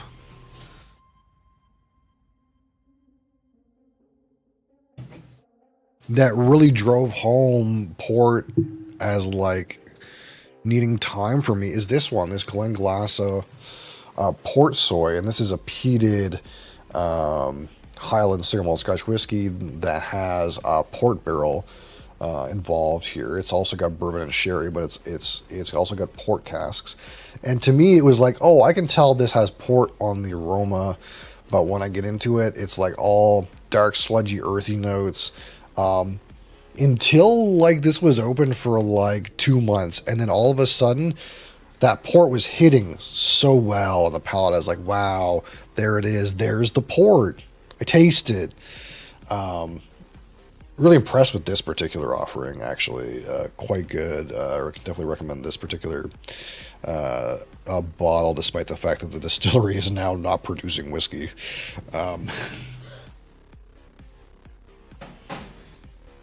If you can get a Sandan to do it. But that's what I wanted in this one. I want it to be like, hey, here's that port you were looking for back there. Here it is.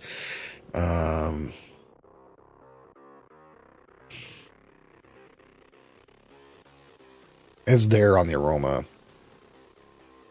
I just want it. I want to taste it on the palate, so I feel like it's doing its job. You have one job, Angel's Envy. Show me port on a bourbon. That's your one job.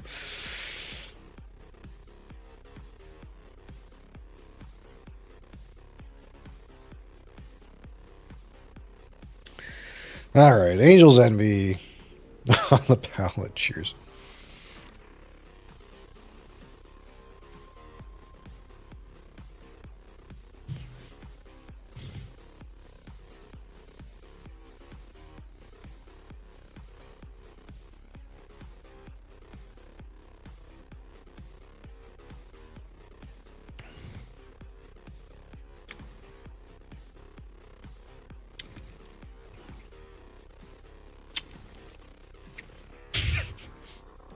I don't know.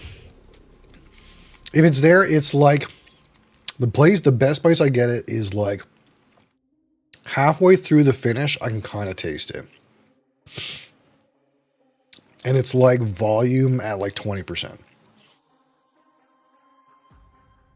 It's not hitting very well on the palate still. It still tastes like a very smooth, nice, approachable bourbon. And honestly, for that, not bad, right? Like it still tastes pretty good. It's just, it's not doing the thing I want it to do.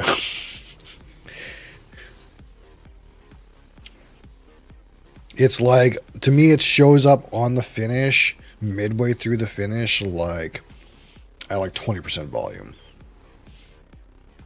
It's not like, oh, there it is, mid palate, boom. You know, give me like a dark toffee thing, or like a, you know, plum thing or something like that.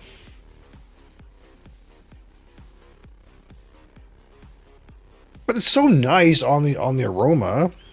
Like, it's clear. It's so clear to me on the nose. It's in there.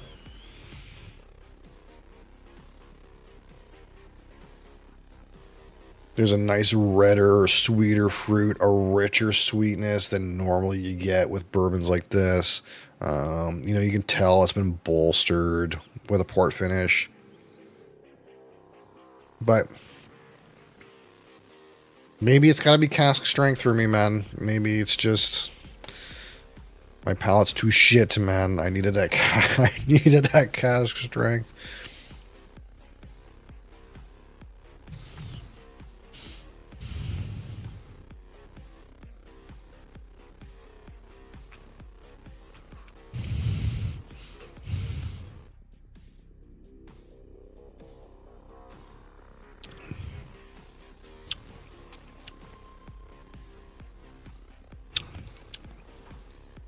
Don't get on the palate, man. I get it. Like now, on the finish, like at 20%. It's in there. It's in there somewhere. You spoiled your palate with the good stuff. That is kind of true. That is a thing that can happen. Because if you say don't drink a lot of whiskey, and then you take like a 40% alcohol scotch, take for example the Glenmoe 10, which I think Glenmoe 10 still tastes good. It holds up well, but this is going to be like so much more flavor if you drink scotch like once a year than if you drink scotch every day. You're going to go to this and be like, well, there's some flavor, but it's not what I was hoping for. And maybe that's what this is. Maybe, you know, the deeper you get into something, the more you need the better stuff to be satisfied. But I would be satisfied with it if it was if it felt like it was hitting a little bit. And I just feel like it's not hitting at all on the palette.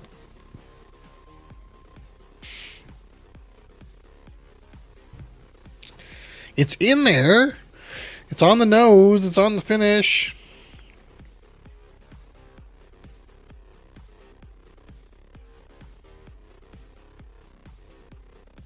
Womp womp.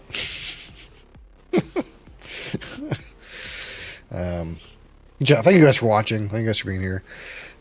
Appreciate you. Appreciate you for being here. I appreciate your support. If you want to know more, you want to see more, you want to be up to date, join the Discord server.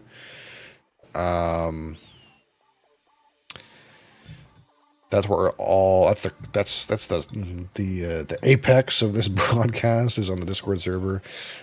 So that's it's in the YouTube profile. Just click there. It's in the TikTok profile. Just click there. It's in the Twitch profile, but also we have the Discord command. So hit us up on Discord. That is where everything's at. That is my only social media source. I'm not on Twitter, so if you want to know things about the broadcast, right there, boop, on Discord. More things are coming. I got things to get caught up on, but to some extent, there's other things going on in my life, not that outside of normal, that are taking up some amount of time. I got to do some extra stuff today to do with that, I think. But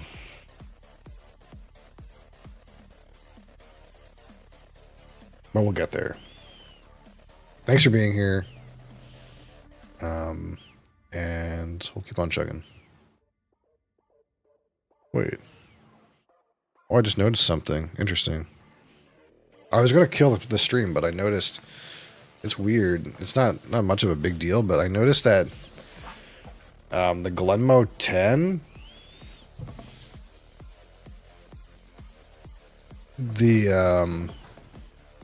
it doesn't have a blue line, but this Glenmo 12 has like this blue line right here.